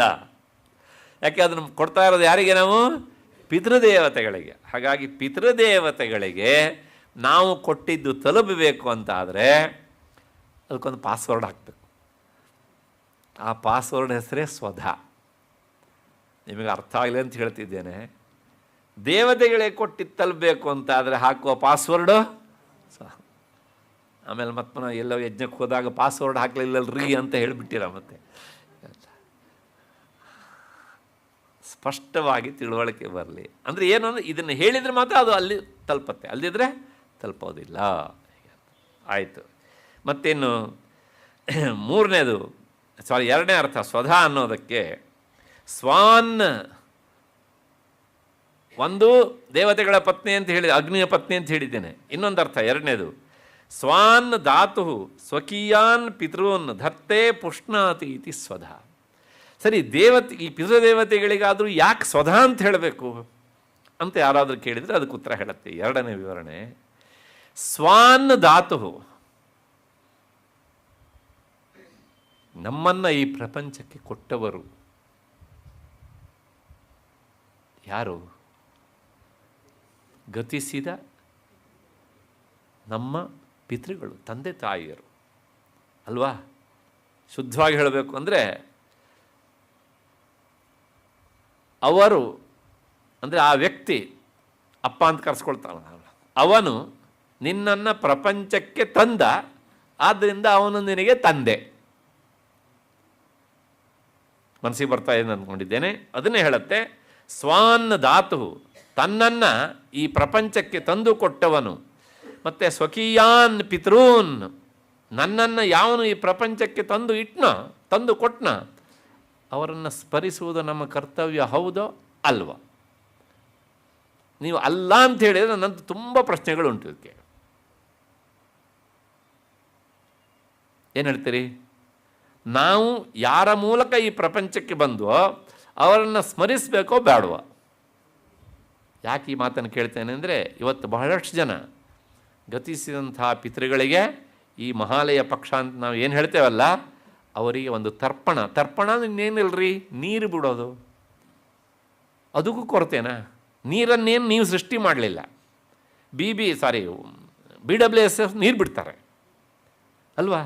ಅದನ್ನು ಇಟ್ಕೊಂಡು ಎಳ್ಳಿಟ್ಕೊಂಡು ಅವರಿಗೆ ತರ್ಪಣ ಕೊಡೋದು ಹೆಸರು ಹೇಳಿ. ಆ ಎಳ್ಳನ್ನು ನೀವೇನು ಸೃಷ್ಟಿ ಮಾಡಲಿಲ್ಲ ಅಲ್ವಾ?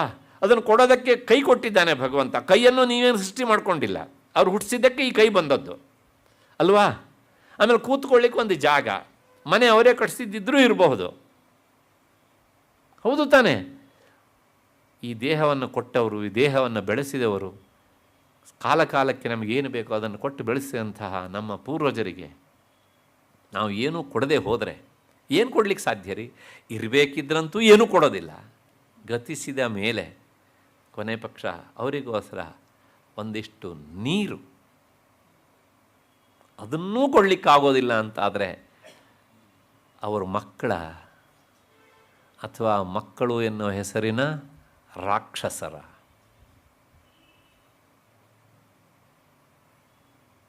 ವಿಚಾರ ಮಾಡಿ. 1000 ಕಾರಣ ಹೇಳ್ಬೋದು ನೀನು, ಈ ವಿಷಯದಲ್ಲಿ ಒಪ್ಪಲಿಕ್ಕಾಗೋಲ್ಲ. ಇಲ್ಲ, ನಾನು ಕೂತ್ಕೊಳ್ಳೋಕ್ಕಾಗೋಲ್ಲ. ಸರಿ, ಊಟ ಹೆಂಗೆ ಮಾಡ್ತೀರಿ? ಟೇಬಲ್ ಮೇಲೆ, ಚೇರ್ ಮೇಲೆ ಕೂತಿರ್ತೇನೆ, ಚೇರ್ ಹಾಕ್ಕೊಂಡೇ ಮಾಡಿರಿ. ಒಂದು ಬಿಡುವುದು, ಇನ್ನೊಂದು ಎಷ್ಟು ಸಾಧ್ಯವೋ ಅಷ್ಟು ಮಾಡುವುದು. ಇದು ಎರಡರೊಳಗೆ ಯಾವುದು ಬೆಟರ್? ಸಮಥಿಂಗ್ ಈಸ್ ಬೆಟರ್ ಅಲ್ವಾ? ಹೌದು ತಾನೇ? ಊಟ ಮಾಡಬೇಕಿದ್ರೆ ನಿಮಗೆ ನೆಲ ಕೂತ್ಕೊಳ್ಳಿಕ್ಕೆ ಆಗೋದಿಲ್ಲ ಅಂತ ಏನು ಮಾಡ್ತೀರಿ? ಚೇರ್ ಮೇಲೆ ಕೂತ್ಕೊಳ್ತೀರಿ ಅಲ್ವಾ? ಚೇರ್ ಮೇಲೆ ಕೂತ್ಕೊಂಡೇ ಮಾಡಿರಿ. ಮೊನ್ನೆ ನಾನೊಬ್ಬರಿಗೆ ಹಾಗೆ ಮಾಡಿಸಿದ್ದೆ.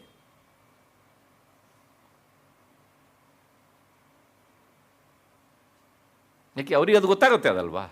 ನೀನು ಅಶಕ್ತನಿದ್ದೀಯೇ, ಮಾಡಲಿಕ್ಕೆ ಆಗೋದಿಲ್ಲ. ಹಾಗಾಗಿ ಎಷ್ಟು ಸಾಧ್ಯವೋ ಅಷ್ಟು. ಅದು ವರ್ಷದಲ್ಲಿ ಒಂದು ಅವರ ಮೃತತಿಥಿ ಒಂದು. ವಾಸ್ತವಿಕವಾಗಿ ಈ ಮಹಾಲಯ ಪಕ್ಷ ಅಂತ ಬರುತ್ತಲ್ಲ, 15 ದಿನವೂ ಅವ್ರಿಗೆ ತರ್ಪಣ ಕೊಡಬೇಕು. ಅಂದರೆ ಅದರ ಪ್ರಾಮುಖ್ಯತೆ ಎಷ್ಟು ಅಂತ ವಿಚಾರ ಮಾಡ್ಕೊಳ್ಳಿ. Irrespective of the caste.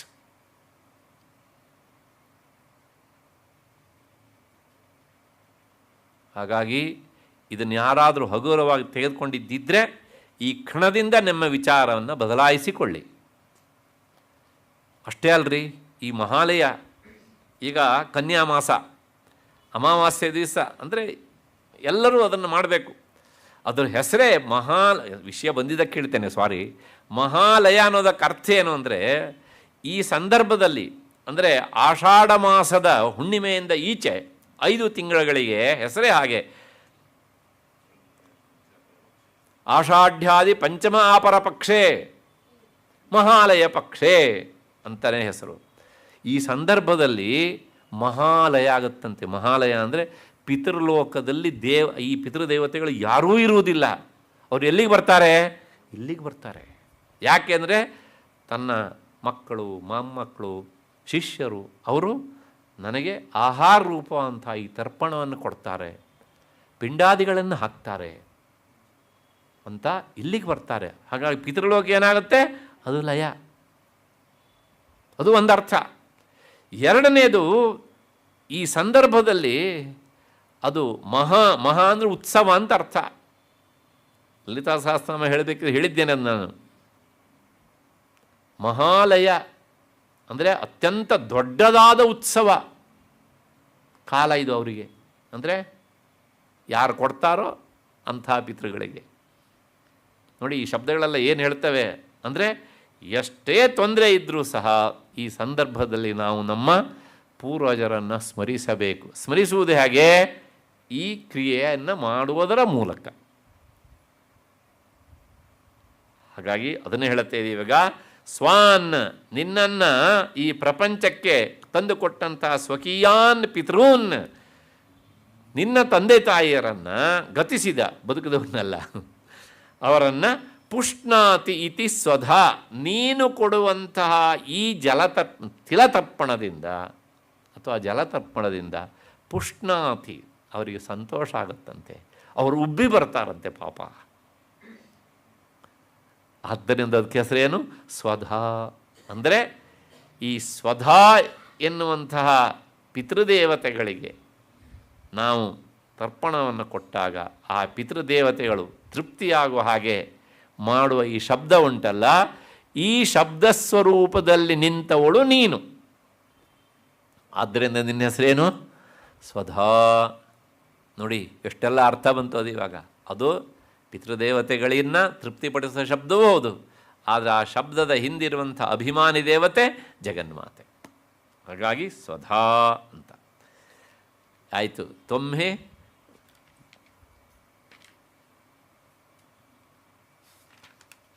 ತ್ವಂ ಸ್ವಾಹ ತ್ವಂ ಸ್ವಧಾ ತ್ವಂ ಹಿ, ಇದು ಎರಡನೇ ಪದಕ್ಕೆ ಅರ್ಥವನ್ನು ಹೇಳಿದಾಗಾಯಿತು. ಮೂರನೇದು ವಷಟ್ಕಾರ.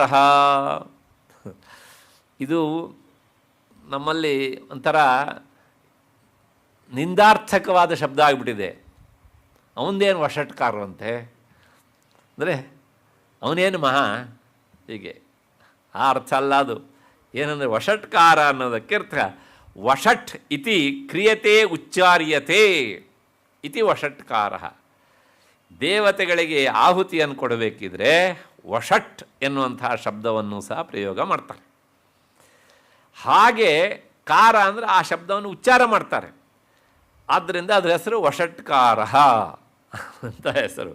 ಹೀಗೆ ಅಂದರೆ ಯಾವ ಶಬ್ದವನ್ನು ಉಚ್ಚರಿಸಿ ದೇವತೆಗಳಿಗೆ ಈ ಆಹಾರವನ್ನು ಆಹುತಿಯನ್ನು ಕೊಡ್ತಾರೋ ಆ ಶಬ್ದಕ್ಕೆ ಆಧಾರಳಾದವಳು ಯಾರು? ನೀನು. ಹಾಗಾಗಿ ಆ ವಷಟ್ಕಾರ ಎನ್ನುವಂತಹ ಶಬ್ದದ ರೂಪದಲ್ಲಿ ಇರುವವಳಾದ್ದರಿಂದ ನಿನ್ನ ಹೆಸರು ವಷಟ್ಕಾರ. ಅದು ಆಧಾರವಾದಂಥದ್ದು ಮತ್ತು ದೇವತೆಗಳಿಗೆ ಆಹಾರವನ್ನು ಕೊಡುವುದಕ್ಕೆ. ಹೀಗೆ ಇದು ಒಂದರ್ಥ. ಇದಕ್ಕಿನ್ನೂ ಯಾಜ್ಞಿಕ ಪ್ರಕ್ರಿಯೆ ತುಂಬ ಅರ್ಥ ಉಂಟು. ಚತುರ್ಭುಶ್ಚ ಹೂಯತೆ ಚ ಅಂತೆಲ್ಲ ಶುರುವಾಗುತ್ತೆ ಅದು ಹೀಗೆ ಅಂತ. ಹಾಗಾಗಿ ಇಷ್ಟ ಅರ್ಥ ಸಾಕು ಸದ್ಯಕ್ಕೆ, ಮುಂದಕ್ಕೆ ಹೋಗೋಣ. ಮುಂದಿನದು ಸ್ವರಾತ್ಮಿಕ. ಸ್ವರಾತ್ಮಿಕ, ಸ್ವರ ಅನ್ನೋದಕ್ಕೆ ಅರ್ಥ ಒಂದು ಸ್ವರ್ಗ. ಮನುಷ್ಯ ಕರ್ಮವನ್ನು ಮಾಡ್ತಾನೆ, ಕರ್ಮ ಮಾಡಿ ಫಲವನ್ನು ನಿರೀಕ್ಷಣೆ ಮಾಡ್ತಾನೆ. ಅತ್ಯಂತ ದೊಡ್ಡ ಫಲ ಯಾವುದಪ್ಪ ಅಂದರೆ ಸ್ವರ್ಗ. ಜ್ಯೋತಿಷ್ಠೋಮೇನ ಸ್ವರ್ಗ ಕಾಮೋ ಯಜೇತ ಅಂತ ಶ್ರುತಿ ಹೇಳುತ್ತೆ. ಅಂದರೆ ಸ್ವರ್ಗ ಬಯಸಬೇಕು ಅಂತ ಆದವನು, ಸ್ವರ್ಗ ಕಾಮನೆಯವನು ಯಾವ ಯಾಗ ಮಾಡಬೇಕು? ಜ್ಯೋತಿಷ್ಠೋಮ ಎನ್ನುವಂತಹ ಯಾಗವನ್ನು ಮಾಡಬೇಕು. ಅವನಿಗೆ ಸ್ವರ್ಗ ಸಿಗ್ತದೆ. ಸ್ವರ್ಗ ಎನ್ನುವಂಥದ್ದೇನು? ಫಲ. ಹಾಗಾಗಿ ತಾನು ಮಾಡಿದ ಕರ್ಮಕ್ಕೆ ಫಲರೂಪವಾದದ್ದು ಯಾವುದು? ಸ್ವರ್ಗ. ಆ ಸ್ವರ್ಗ ರೂಪದಲ್ಲಿ ಅಂದರೆ ಫಲರೂಪದಲ್ಲಿ ಇರುವವಳಾದ್ದರಿಂದ ನಿನ್ನ ಹೆಸರು ಸ್ವರಾತ್ಮಿಕ ಅಂತ. ಚತುರ್ಮುಖನ ಬಾಯಿಂದ ಬರಬೇಕಿದ್ದೆಲ್ಲವೂ ಸಹ ಅಷ್ಟು ಎತ್ತರದ ವಿಚಾರವೇ ಆಗಿರಬೇಕು. ಮತ್ತು ಇದಕ್ಕೆ ಎರಡನೇ ಅರ್ಥ, ಸ್ವರ ಅನ್ನೋದಕ್ಕೆ ಅರ್ಥ ಇಂಗ್ಲೀಷಲ್ಲಿ ಓವೆಲ್ಸ್ ಅಂತ ಹೇಳ್ತೇವಲ್ಲ, ತಂತ್ರಶಾಸ್ತ್ರದ ಪ್ರಕಾರ 16 ಸ್ವರಗಳು. ಆ 16 ಸ್ವರಗಳ ರೂಪದಲ್ಲಿ, ಸ್ವರ ಅಂದರೆ ಅ ಆ ಇ ಈ ಅಂ ಅಹ ಅಲ್ಲಿವರೆಗೆ. ಇದು ಎಲ್ಲ ಅಕ್ಷರಗಳಿಗೂ ಮೂಲ. ಇವು ಎರಡು ಭೇದ ಪ್ರಧಾನವಾಗಿ, ಒಂದು ಸ್ವರ, ಇನ್ನೊಂದು ವ್ಯಂಜನ. ಸ್ವರ ಅಂದರೆ ಓವೆಲ್ಸ್, ವ್ಯಂಜನ ಅಂದರೆ ಕಾನ್ಸೋನೆಂಟ್ಸ್ ಅಲ್ವಾ.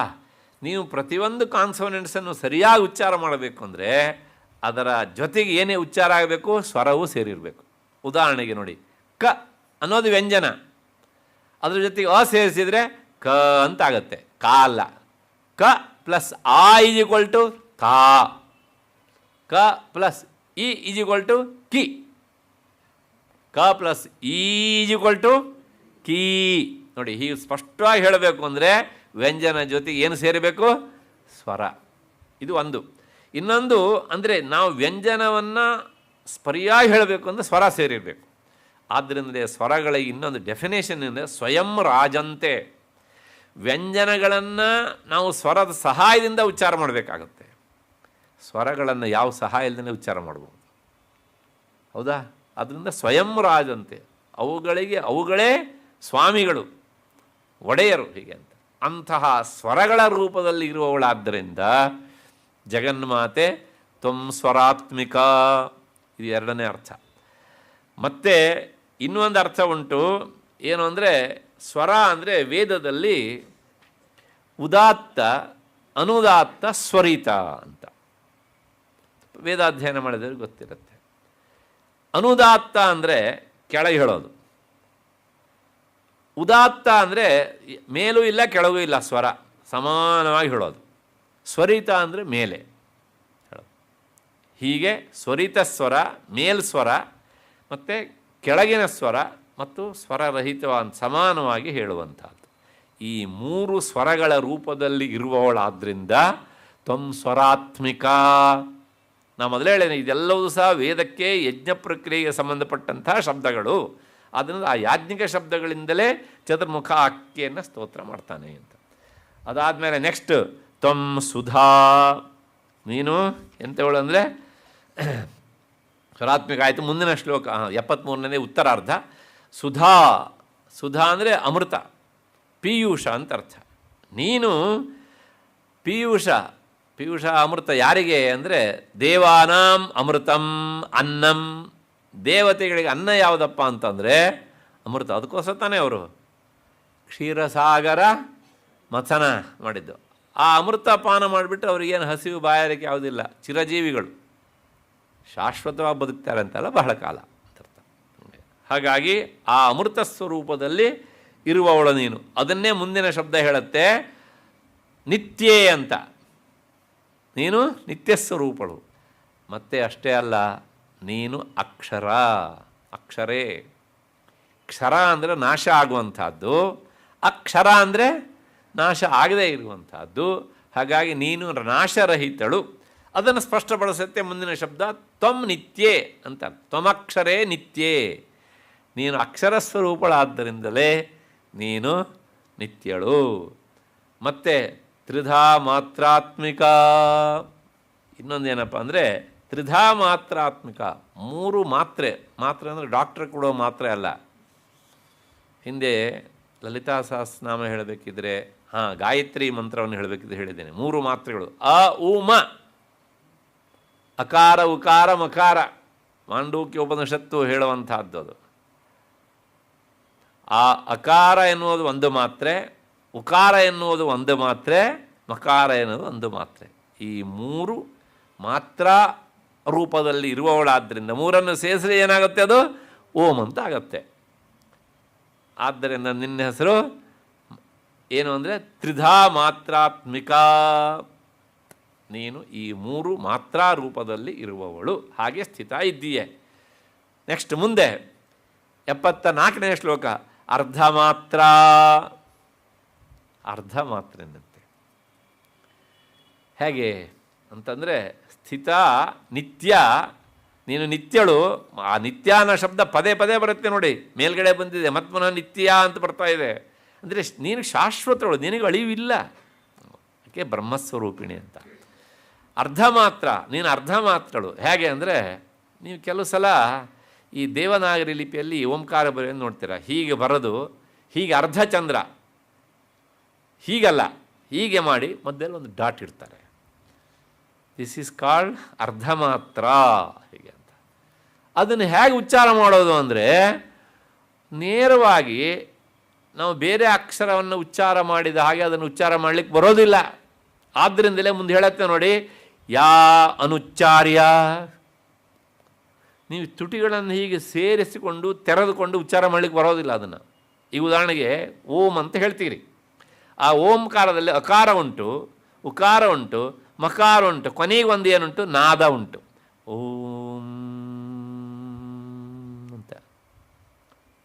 ಇದನ್ನು ಉಚ್ಚಾರ ಹೇಗೆ ಮಾಡಬೇಕು? ನೇರವಾಗಿ ಹೀಗೆ ಅಂತ ಹೇಳಲಿಕ್ಕೆ ಆಗೋದಿಲ್ಲ. ಮೂಗು ಉಚ್ಚಾರ ಮಾಡುತ್ತಾ? ಅಲ್ಲ. ಬಾಯಿ ಉಚ್ಚಾರ ಮಾಡುತ್ತಾ? ಅಲ್ಲ.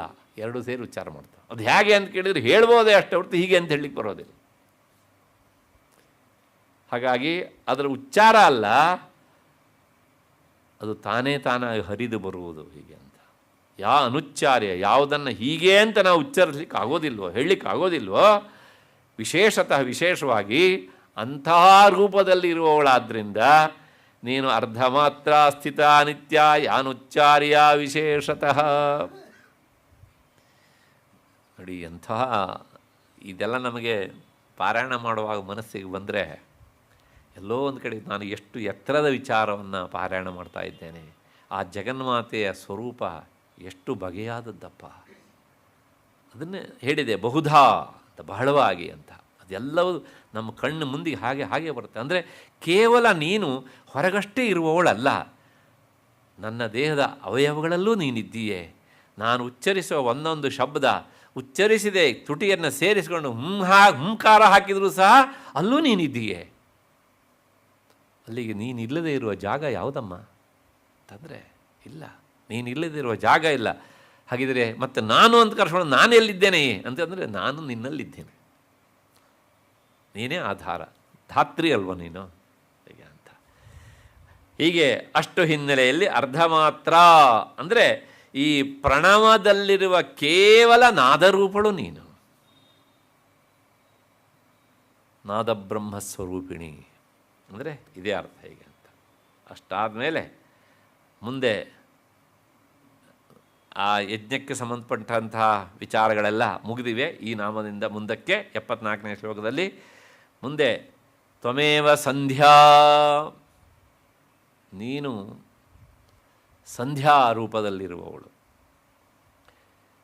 ಇದೊಂದು ದೊಡ್ಡ ವಿಚಾರ. ನಾನು ಗಾಯತ್ರಿ, ವ್ಯಾಹೃತಿ, ಸಂಧ್ಯಾ, ಲಲಿತಾ ಸಹಸ್ರನಾಮ ಹೇಳಬೇಕಿದ್ರೆ ಇದ್ರ ಬಗ್ಗೆ ಸುದೀರ್ಘವಾದಂಥ ವಿಚಾರವನ್ನು ಹೇಳಿದ್ದೇನೆ. 422ನೇ ನಾಮ, 422ನೇ ನಾಮ.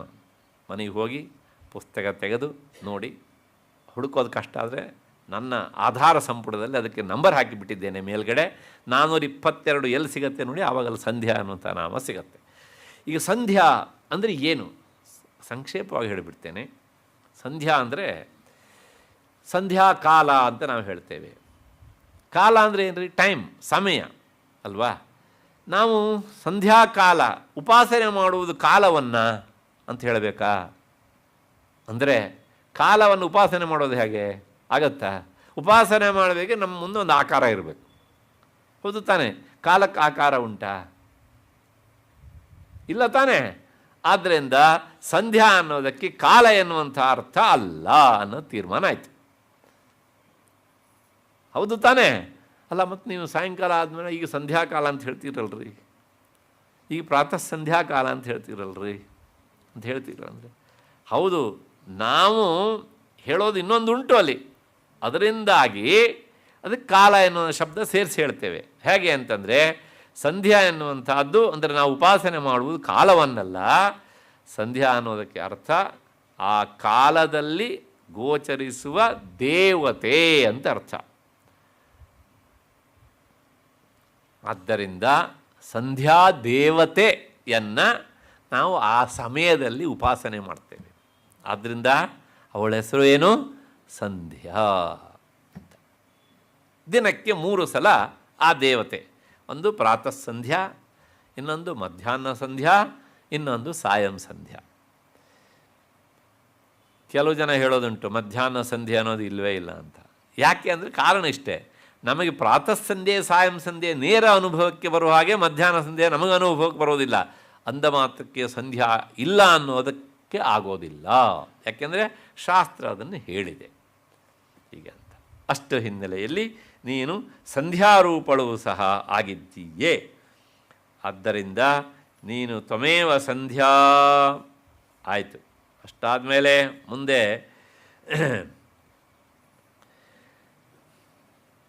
ತ್ವಮ್ದೇವಿ ಜನನೀ ಪರ. ಮತ್ತು ನೀನು ಎಂಥವಳು ಅಂದರೆ ಪರಾ. ಸಾವಿತ್ರಿ ಅಂತ ಶಬ್ದ ಉಂಟು, ಹೇಳ್ತೇನೆ ಅದಕ್ಕೆ ಮತ್ತೆ ಪುನಃ, ಅಲ್ಲಿಂದ ಬರಬೇಕು. ಪರಾ ಅಂದರೆ ಉತ್ಕೃಷ್ಟಳು. ಲಲಿತಾ ಸಹಸ್ರನಾಮದಲ್ಲಿ ಅದೊಂದೇ, ಪರಾ ಪ್ರತ್ಯಕ್ಷಿತಿ ರೂಪ ಪಶ್ಯಂತಿ ಪರದೇವತಾ ಅಲ್ವಾ? ಪರಾ ಅಂದರೆ ಅತ್ಯಂತ ಉತ್ಕೃಷ್ಟಳು ಅಂತ ಒಂದರ್ಥ.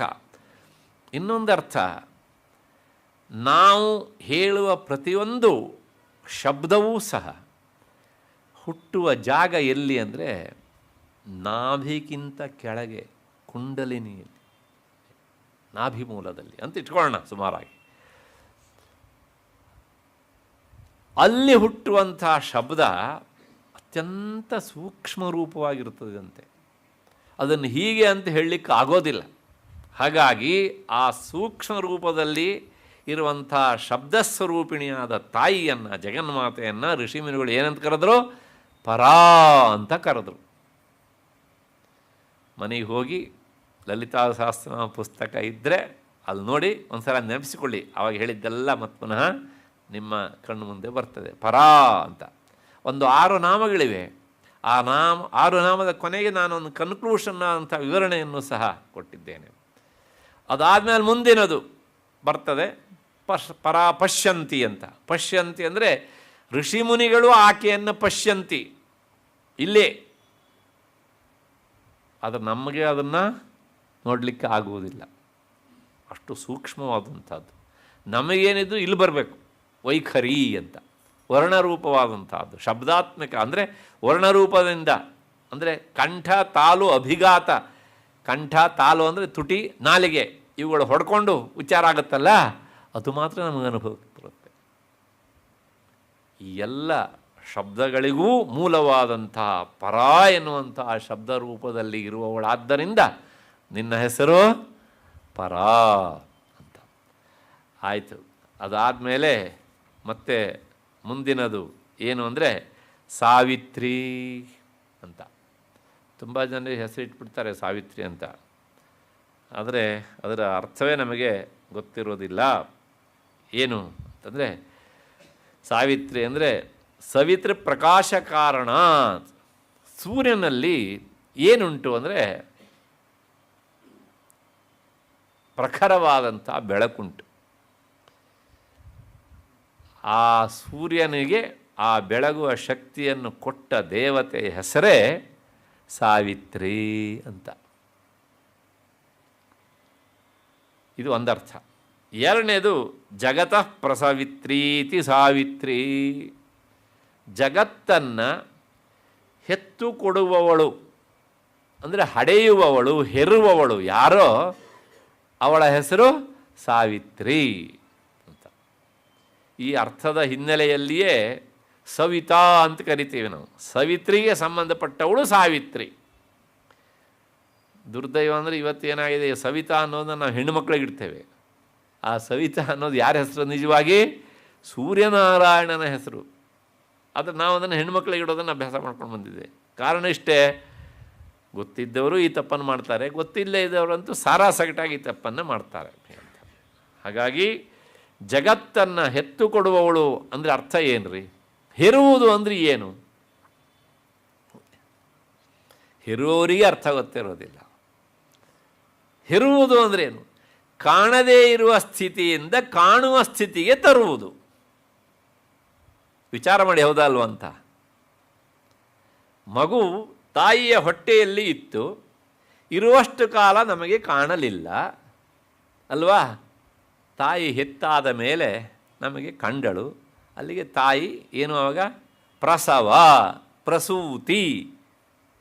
ಹೌದು ತಾನೆ? ಸವಿತಾ, ಪ್ರಸವಿತ, ಹೆರುವವನು ಅಂತ ಅರ್ಥ.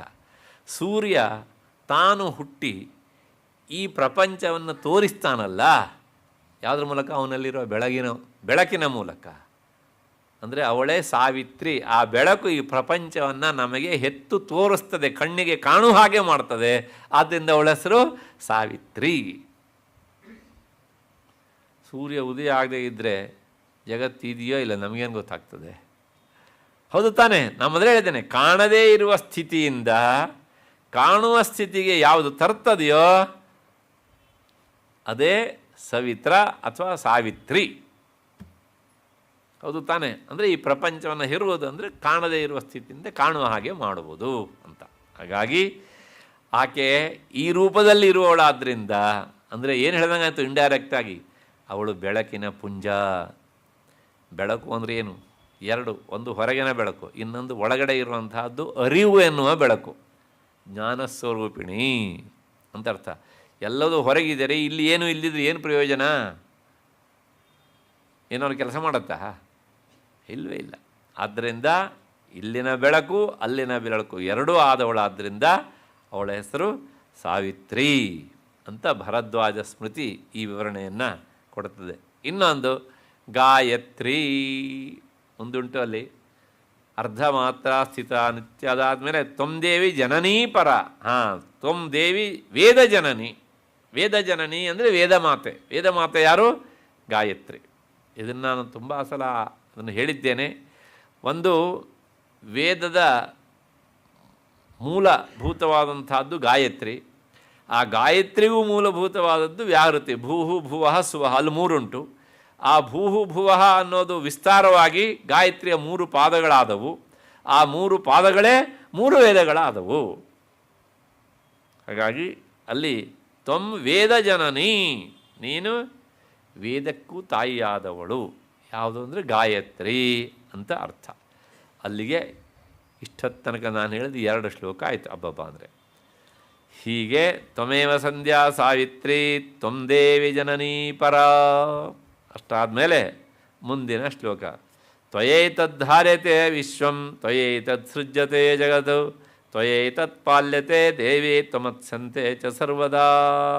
ನೀನು ಈ ಜಗತ್ತನ್ನು ಧರಿಸಿದ್ದೀಯೆ, ಧಾರಣೆ ಮಾಡಿದ್ದೀಯೆ. ಧಾರಣೆ ಮಾಡಿದ್ದೀಯ ಅಂದರೆ ಈ ಜಗತ್ತು ಇರುವಂತೆ ಮಾಡಿದ್ದೀಯೆ. ಇರುವಂತೆ ಮಾಡಿದರೆ ನಾವೆಲ್ಲರೂ ನಿದ್ದೆ ಮಾಡಿರ್ತೇವೆ. ನಿದ್ದೆ ಮಾಡಿದಾಗ ಈ ನಿದ್ದೆಯಿಂದ ಪರ್ಮನೆಂಟ್ ನಿದ್ದೆಗೆ ಜಾರಿಬಿಟ್ರೆ ಅವಾಗೆಲ್ಲರೂ ಏನು ಹೇಳ್ತಾರೆ, ನಿದ್ದೆ ಮಾಡಬೇಡ, ಯಾಕೆ ಮತ್ತು ವಾಪಸ್ ಬರೋದಿಲ್ಲ ಅಲ್ವಾ? ಆ ಎಲ್ಲ ಸಂದರ್ಭದಲ್ಲೂ ನಮ್ಮನ್ನು ಧಾರಣೆ ಮಾಡಿದವಳು, ನಾವು ಸುಖವಾಗಿರುವಂತೆ ನೋಡಿಕೊಂಡವಳು ಯಾರು? ನೀವು ಅಂದ್ಕೊಳ್ಬೋದು, ನಾವು ಅಂದ್ಕೊಂಡಿರೋ ಬೆಡ್ಡು ಇಲ್ರಿ, ಕಾಟು ಇಲ್ರಿ, ಮನೆ ಅಂತ ಒಂದು ಪ್ರಶ್ನೆ ಕೇಳ್ತೇನೆ. ಈ ಕೆಲಸ ಮಾಡೋರೆಲ್ಲ ಇರ್ತಾರಲ್ಲ ಪಾಪ, ಅವ್ರು ಫುಟ್ಪಾತಲ್ಲೇ ನಿದ್ದೆ ಮಾಡ್ತಾರೆ ಅಲ್ವಾ? ಮನೆ ಇದೆಯಾ ಅವರಿಗೆ? ವಿಚಾರ ಮಾಡಿ, ಎಷ್ಟು ಹಾಯಾಗಿ ನಿದ್ದೆ ಮಾಡ್ತಾರೆ ಅಲ್ವಾ? ಯಾರು ಅವ್ರನ್ನೆಲ್ಲ ನೋಡಿಕೊಳ್ಳುವವಳು? ಆ ದೊಡ್ಡವ್ರನ್ನ ಬಿಟ್ಬಿಡಿ, ಆ ಪುಟ್ಟ ಮಕ್ಕಳು ಕೆಲಸ ಮನೆ ಕಟ್ಟಲಿಕ್ಕೆ ಅಂತ ಏನೇನೋ ಸಾಮಾನು ತಂದು ಹಾಕ್ತಾರೆ. ಒಂದು ಕಡೆ ಕಲ್ಲು ಇರುತ್ತೆ, ಒಂದು ಕಡೆ ಮರಳಿರುತ್ತೆ, ಒಂದು ಕಡೆ ಸ್ಯಾಂಡ್ಲ್ ಇರುತ್ತೆ. ಅದ್ರ ಮೇಲೆ ಹಾಯಾ ಮನೆಗಿರ್ತಾರಲ್ಲ ಅವರು. ನಾವಾದರೆ ಇನ್ಫೆಕ್ಷನ್ ಆಗಿಬಿಡ್ತಪ್ಪ, ಅವ್ರಿಗೆ ಯಾವುದೂ ಆಗೋದಿಲ್ಲ. ಪ್ರಾಯಶಃ ಅನಿಸುತ್ತೆ ಅವಳಿಗೆ, ಇವ್ರ ಹತ್ರ ಅದನ್ನೆಲ್ಲ ಖರ್ಚು ಮಾಡಲಿಕ್ಕೆ ಆಗೋದಿಲ್ಲ, ಹಾಗಾಗಿ ನಾನು ಇವ್ರನ್ನ ಸರಿಯಾಗಿ ಜೋಪಾನ ಮಾಡಬೇಕು ಈಗ ಅಂತ. ಆರ್ತರಕ್ಷಕಿ ಅವಳು. ಆದ್ದರಿಂದ ನೀನು ತ್ವಯೈತದ್ಧಾರ್ಯತೆ, ಈ ಜಗತ್ತನ್ನು ಧರಿಸುವವಳು ಅಂದರೆ ಕಾಪಾಡುವವಳು. ವಿಶ್ವವನ್ನು ಅಲ್ಲಿ ಅಂತೆ ಉಂಟು, ವಿಶ್ವಂ ತ್ವಯೈತದ್ ಸೃಜ್ಯತೆ, ನೀನು ಅದನ್ನು ಸೃಷ್ಟಿ ಮಾಡ್ತೀಯೇ ಈ ಜಗತ್ತನ್ನು. ಅದಾದಮೇಲೆ ತ್ವಯೈತದ್ ಪಾಲ್ಯತೆ ಅಂದರೆ ಏನು ಹೇಳ್ದಂಗಾಯಿತು ಅಂದರೆ, ನೀನು ಇದನ್ನು ಸೃಷ್ಟಿಸ್ತೀಯೇ, ನೀನು ಇದನ್ನು ಪಾಲಿಸ್ತೀಯೇ, ಅದಾದಮೇಲೆ ಮುಂದೆ ಏನು ಮಾಡ್ತೀಯ ಕೇಳಿದ್ರೆ ನೀನೇ ಅದನ್ನು ಮುಗಿಸ್ತೀಯೆ. ತ್ವಮತ್ಸ್ಯಂತೆ ಚ ಸರ್ವದ, ಅಂತೆ ಕೊನೆಗೆ ತ್ವಮ್ ಅತ್ಸಿ, ತಿಂದಾಕ್ಬಿಡ್ತೀಯ ಅಂತ. ತಿಂದಾಕೋದು ಅಂದ್ರೆ ಏನು ರೀ? ಕಾಣುವ ಸ್ಥಿತಿಯಲ್ಲಿರೋದನ್ನು ಕಾಣದೇ ಇರುವ ಸ್ಥಿತಿ ತರೋದು. ಊಟ ಮಾಡ್ತೇವೆ, ಎಷ್ಟೆಲ್ಲ ಇತ್ತು ತಟ್ಟೆಯಲ್ಲಿ, ತಿಂದ್ವಿ, ಏನಾಯಿತು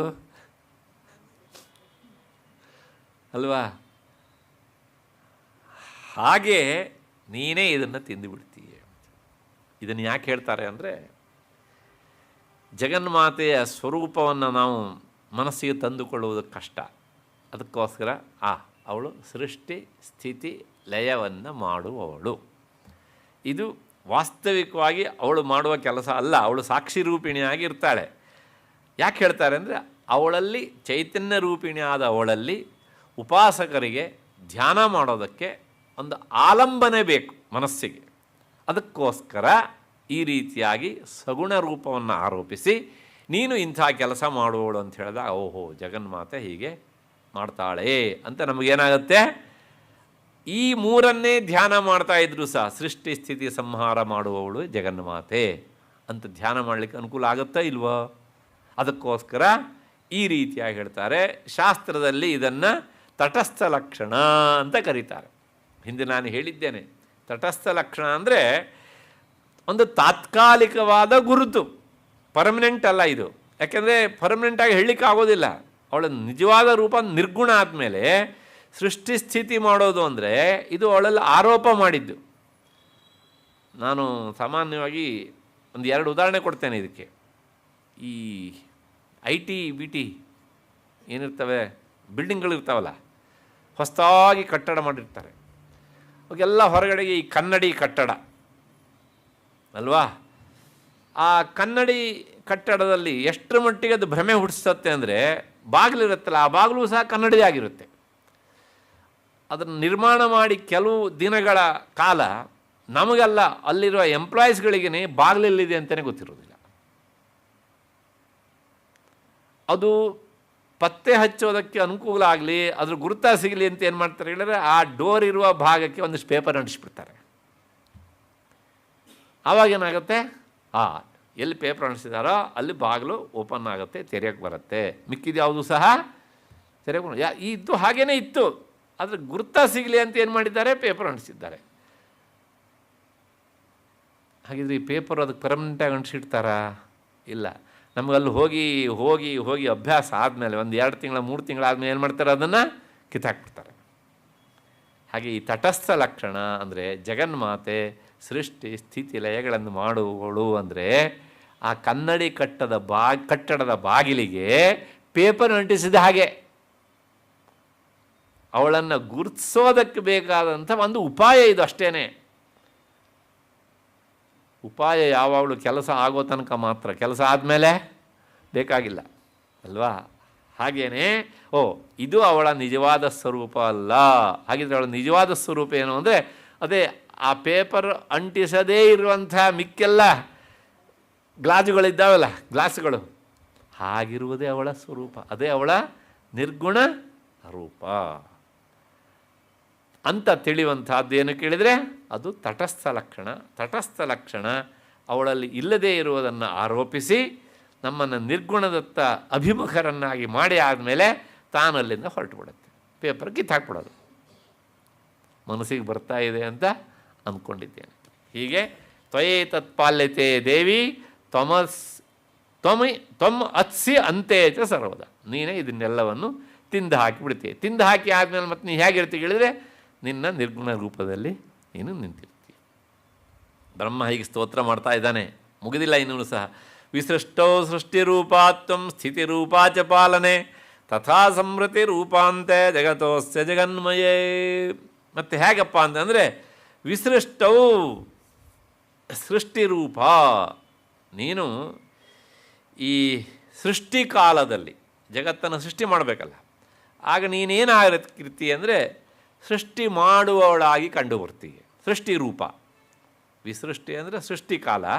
ಆ ಜಗತ್ತನ್ನು ಸೃಷ್ಟಿ ಮಾಡುವ ಕಾಲದಲ್ಲಿ ನೀನು ಏನಾಗಿರ್ತೀಯ, ಸೃಷ್ಟಿ ಮಾಡುವವಳಾಗಿ ತೋರಿ ಬರ್ತೀಯ ಅಷ್ಟೇ ಒಂದು. ಅದಾದಮೇಲೆ ಸ್ಥಿತಿ ರೂಪಾಚ ಪಾಲನೆ, ಈ ಜಗತ್ತನ್ನು ಪಾಲಿಸುವ ಕಾಲದಲ್ಲಿ ರಕ್ಷಣೆ ಮಾಡುವಾಗ ನೀನು ಹ್ಯಾಕೆ ಕಂಡು ಬರ್ತೀಯ ಅಂದರೆ ಸ್ಥಿತಿ ರೂಪಳಾಗಿ ಕಂಡು ಬರ್ತೀಯೇ. ಮತ್ತು ತಥಾ ಸಂಹೃತಿ ರೂಪಾಂತೆ, ಅಂತೆ ಕೊನೆಗೆ ಅಂದರೆ ಮುಗಿಸುವ ಕಾಲದೊಳಗೆ ನೀನೇನಾಗಿ ಕಂಡು ಬರ್ತೀಯ, ಸಂಹೃತಿ ರೂಪ, ಸಂಹಾರ ಮಾಡುವವಳಾಗಿ ಕಂಡು ಬರ್ತೀಯೆ. ಇಲ್ಲೊಂದು ಸ್ವಾರಸ್ಯ ಉಂಟು. ಏನು ಅಂದರೆ ನೋಡಿ, ಅದನ್ನು ಅವಳು ಮಾಡುವವಳು, ಯಾವುದನ್ನು, ಜಗತ್ತನ್ನು ಸೃಷ್ಟಿ ಮಾಡುವವಳು. ಆ ಕೆಲಸ ಮಾಡುವವನಿಗೆ ಏನಂತ ಹೆಸರು, ಕರ್ತ ಅಂತ ಹೆಸರು. ಇಂಗ್ಲೀಷಲ್ಲಾರು ಸಬ್ಜೆಕ್ಟ್ ಅಂತ ಹೇಳಬೇಕು. ಆ ಕೆಲಸ ಮಾಡೋಳು ಯಾರು, ಜಗನ್ಮಾತೆ, ಅವಳೇ ಕರ್ತೃ. ಹೌದು ತಾನೇ? ಸರಿ, ಅವಳು ಏನು ಮಾಡ್ತಾಳೆ, ಆ ಜಗತ್ತನ್ನು ಸೃಷ್ಟಿ ಮಾಡ್ತಾಳೆ ಅಂದರೆ ಕೆಲಸ, ಕರ್ಮ. ಹೌದು ತಾನೇ? ಈಗ ಅವಳೇ ಜಗತ್ತು, ಅವಳನ್ನು ಬಿಟ್ಟು ಬೇರೆ ಇಲ್ಲ, ಅವಳೇ ಕರ್ಮವೂ ಆಗಿದ್ದಾಳೆ. ಆಬ್ಜೆಕ್ಟ್, ಸಬ್ಜೆಕ್ಟ್ ಮತ್ತು ಆಬ್ಜೆಕ್ಟ್. ಮತ್ತು ಅದನ್ನು ಕೆಲಸ ಮಾಡುವಳಾದ್ರಿಂದ, ಅವಳೇ ಮಾಡ್ತಾಳಾದ್ರಿಂದ ಅವಳೇ ವರ್ಬ್, ಕ್ರಿಯಾರೂಪಳು ಅವಳೇ. ಅಲ್ಲಿ ಏನು ಹೇಳ್ದಂಗಾಯಿತು, ಜಗತ್ತನ್ನು ಸೃಷ್ಟಿಸುವ ಕರ್ತೃಯೂ ಅವಳೇ, ಜಗದ್ರೂಪದಿಂದ ಇದ್ದು ಆ ಸೃಷ್ಟಿ ಮಾಡುವವಳಿಗೆ ಕರ್ಮವಾಗಿ ತೋರುವವಳು ಅವಳೇ, ಕರ್ಮರೂಪಳು ಅವಳೇ, ಮತ್ತು ಆ ಕೆಲಸ ಮಾಡುವ ಕ್ರಿಯೆಯೂ ಸಹ ಅವಳೇ. ಅಲ್ಲಿ ಏನು ಹೇಳ್ದಂಗಾಯ್ತು ಹೇಳಿದ್ರೆ, ಅಮ್ಮ ನೀನೇ ಕರ್ತೃ, ನೀನೇ ಕರ್ಮ, ನೀನೇ ಕ್ರಿಯಾ, ಎಲ್ಲವೂ ಒಂದೇ. ಸ್ವಾರಸ್ಯ ನೋಡಿ, ಇಲ್ಲಿ ಹೀಗೆ ಹೇಳ್ತಾರಲ್ಲ, ಭಗವದ್ಗೀತೆ 5ನೇ ಅಧ್ಯಾಯಕ್ಕೆ ಹೋಗಿ, ಬ್ರಹ್ಮಾರ್ಪಣಂ ಬ್ರಹ್ಮ ಹವಿಹಿ ಬ್ರಹ್ಮಾಗ್ನೌ ಬ್ರಹ್ಮಣಾಹುತಂ ಬ್ರಹ್ಮೈವ ತೇನ ಗಂತವ್ಯಂ ಬ್ರಹ್ಮ ಕರ್ಮ ಸಮಾಧಿನ. ಅಲ್ಲಿ ಅರ್ಪಿಸುವುದು ಯಾವುದನ್ನು? ಬ್ರಹ್ಮವನ್ನೇ. ಬ್ರಹ್ಮವೇ ಅರ್ಪಣ. ಹಾಗಿದೆ ಯಾವುದರಲ್ಲಿ ಅರ್ಪಣೆ ಮಾಡೋದು? ಬ್ರಹ್ಮಾಗ್ನೌ. ಬ್ರಹ್ಮ ಎನ್ನುವಂಥ ಅಗ್ನಿಯಲ್ಲಿಯೇ ಅಲ್ವಾ? ಬ್ರಹ್ಮಾರ್ಪಣಂ ಬ್ರಹ್ಮ. ಹಾಗೆ ಅರ್ಪಿಸುವುದು ಯಾವುದು? ಬ್ರಹ್ಮ ಎನ್ನುವಂಥ ಹವಿಯೇ, ಹವಿಸ್ಸು ಎಲ್ಲವೂ ಅದೇ. ಕೊನೆಗೆ ಪಡೆಯುವುದು ಸಹ ಯಾವುದನ್ನು? ಬ್ರಹ್ಮವನ್ನೇ. ಅಂದರೆ ಜ್ಞಾನಿಯ ಯಜ್ಞ ಹೇಗಿರುತ್ತದೆ ಅಂದರೆ, ಅವನು ನಮ್ಮ ಹಾಗೆ ಹೊರಮುಖದಲ್ಲಿ ನಿಂತು ಒಂದು ಯಜ್ಞಕುಂಡ ಮಾಡಿಕೊಂಡು ಯಜ್ಞ ಮಾಡುವುದಿಲ್ಲ. ಎಲ್ಲವೂ ಸಹ ತಾನು ಮಾಡುವ ಪ್ರತಿಯೊಂದು ಕ್ರಿಯೆಯೂ ಸಹ ಯಜ್ಞ ಅಂತ ಭಾವಿಸ್ತಾನೆ. ಎಲ್ಲವೂ ಸಹ ಯಜ್ಞ ಮಾಡುವವಳು, ಯಜ್ಞ ರೂಪಳು, ಯಜ್ಞಕ್ಕೆ ಕ್ರಿಯೆಯಾದವಳು ಅವಳೇ. ಇಲ್ಲಿ ಹೇಳಬೇಕಾದ್ರೆ ಈ ಜಗದ್ರೂಪವಂಥ ಯಜ್ಞ ಕರ್ತ್ರಿಯೂ ಅವಳೇ, ಆ ಯಜ್ಞದ ಕರ್ಮ ರೂಪವೂ ಅವಳೇ, ಯಜ್ಞಕ್ಕೆ ಕ್ರಿಯಾರೂಪಳು ಅವಳೇ. ಹಾಗಾಗಿ ವಿಸೃಷ್ಟೌ ಸೃಷ್ಟಿರೂಪಾತ್ವಂ ಸ್ಥಿತಿರೂಪಾಚ ಪಾಲನೆ ತಥಾ ಸಂಹೃತಿ ರೂಪಾಂತೆ. ಎಲ್ಲಿ? ಅಸ್ಯ ಜಗತಃ, ಈ ಜಗತ್ತಿನ. ಆದ್ದರಿಂದ ನೀನು ಹೇ ಜಗನ್ಮಯೇ, ಜಗತ್ ಸ್ವರೂಪದಲ್ಲಿ ಇರುವಂತಹ ತಾಯಿ. ಆಯಿತು, ಮುಂದಕ್ಕೆ ಹೋಗೋಣ 77ನೇ ಶ್ಲೋಕಕ್ಕೆ, ಮಂತ್ರಕ್ಕೆ. ಮಹಾವಿದ್ಯಾ ಮಹಾಮಾಯಾ ಮಹಾಮೇಧಾ ಮಹಾಸ್ಮೃತಿ ಮಹಾಮೋಹ ಚ ಭವತಿ ಮಹಾದೇವಿ ಮಹಾಸುರೀ. ಮಹಾದೇವಿ ಮಹೇಶ್ವರಿ ಪಾಠ ಉಂಟು, ಅದು ಒಂದು ಪಾಠ ಭೇದ ಉಂಟು. ನೀನು ಎಂಥವಳಪ್ಪ ಅಂದರೆ ಮಹಾವಿದ್ಯಾ. ಮಹಾವಿದ್ಯೆ ಅತ್ಯಂತ ದೊಡ್ಡದಾದ ವಿದ್ಯೆ. ಯಾವುದಪ್ಪ? ನಾವು ಇವತ್ತು ಶಾಲೆಯಲ್ಲಿ ಕಾಲೇಜಲ್ಲಿ ಕಳೆಯುವಂಥದ್ದು ಅದು ವಿದ್ಯಾ ಅನ್ನೋ ಶಬ್ದಕ್ಕೆ ನಾಲಾಯಕ್. ಅದಕ್ಕೇನು ಕರಿಬೇಕು ನಾವು? ಅದೇನು ಹೇಳ್ತೇವೆ? ಎಡ್ಯುಕೇಷನ್ ಅಂತ. ಅದು ಬೇರೆ ಬೇರೆ ಎರಡು ದೇಶದ ಶಬ್ದಗಳನ್ನು ಸೇರಿಸಿ ಮಾಡಿದ್ದು ಅಂತ ನಮ್ಮ ಭಾಷಾಶಾಸ್ತ್ರಜ್ಞರು ಹೇಳ್ತಾರೆ. ಬಿಟ್ಬಿಡೋಣ, ಅದು ಬೇಡ. ಅದು ವಾಸ್ತವಿಕ ವಿದ್ಯೆ ಅಲ್ಲ, ಇದು ನೈವೇದ್ಯ ಅಲ್ವಾ? ಈ ವಿದ್ಯೆ ನಮ್ಮನ್ನು ಎಲ್ಲಿಗೆ ಕರ್ಕೊಂಡು ಹೋಗಬೇಕು?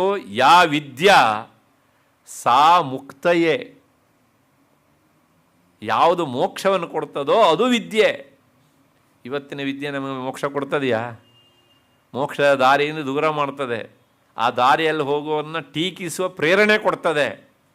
ಹೌದು ತಾನೇ? ಆದ್ದರಿಂದ ಇದು ವಿದ್ಯೆ ಅಲ್ಲ, ಇದು ನೈವೇದ್ಯ, ಹೊಟ್ಟೆಪಾಡಿಗಿರುವುದು ಅಂತ ಅರ್ಥ, ತಾತ್ಪರ್ಯ. ಹಾಗಿದ್ರೆ ಮಹಾವಿದ್ಯಾ ಅಂದರೆ ಬ್ರಹ್ಮವಿದ್ಯೆ, ಅಧ್ಯಾತ್ಮ ವಿದ್ಯೆ. ಅಂತಹ ಅಧ್ಯಾತ್ಮ ವಿದ್ಯಾ ರೂಪದಲ್ಲಿರುವವಳಾದ್ರಿಂದ ನಿನ್ನ ಹೆಸರು ಮಹಾವಿದ್ಯಾ. ಅಂಥ ಮಹಾವಿದ್ಯಾ ಸ್ವರೂಪಳಾಗಿದ್ದರೂ ಸಹ ನೀನು ಮಹಾಮಾಯಾ, ನೀನು ಮಹಾಮಾಯಾವಿ. ಅಂದರೆ ಆ ವಿದ್ಯೆಯನ್ನು ಪಡಿಲಿಕ್ಕೆ ಅವಕಾಶ ಇದ್ರೂ ಮತ್ತು ಹೇಳಿಕೊಡುವವರಿದ್ರೂ ಕಲಿಬೇಕು ಅಂತ ಬುದ್ಧಿ ಬರೋದಿಲ್ಲವಲ್ಲ ಎಷ್ಟೋ ಜನರಿಗೆ.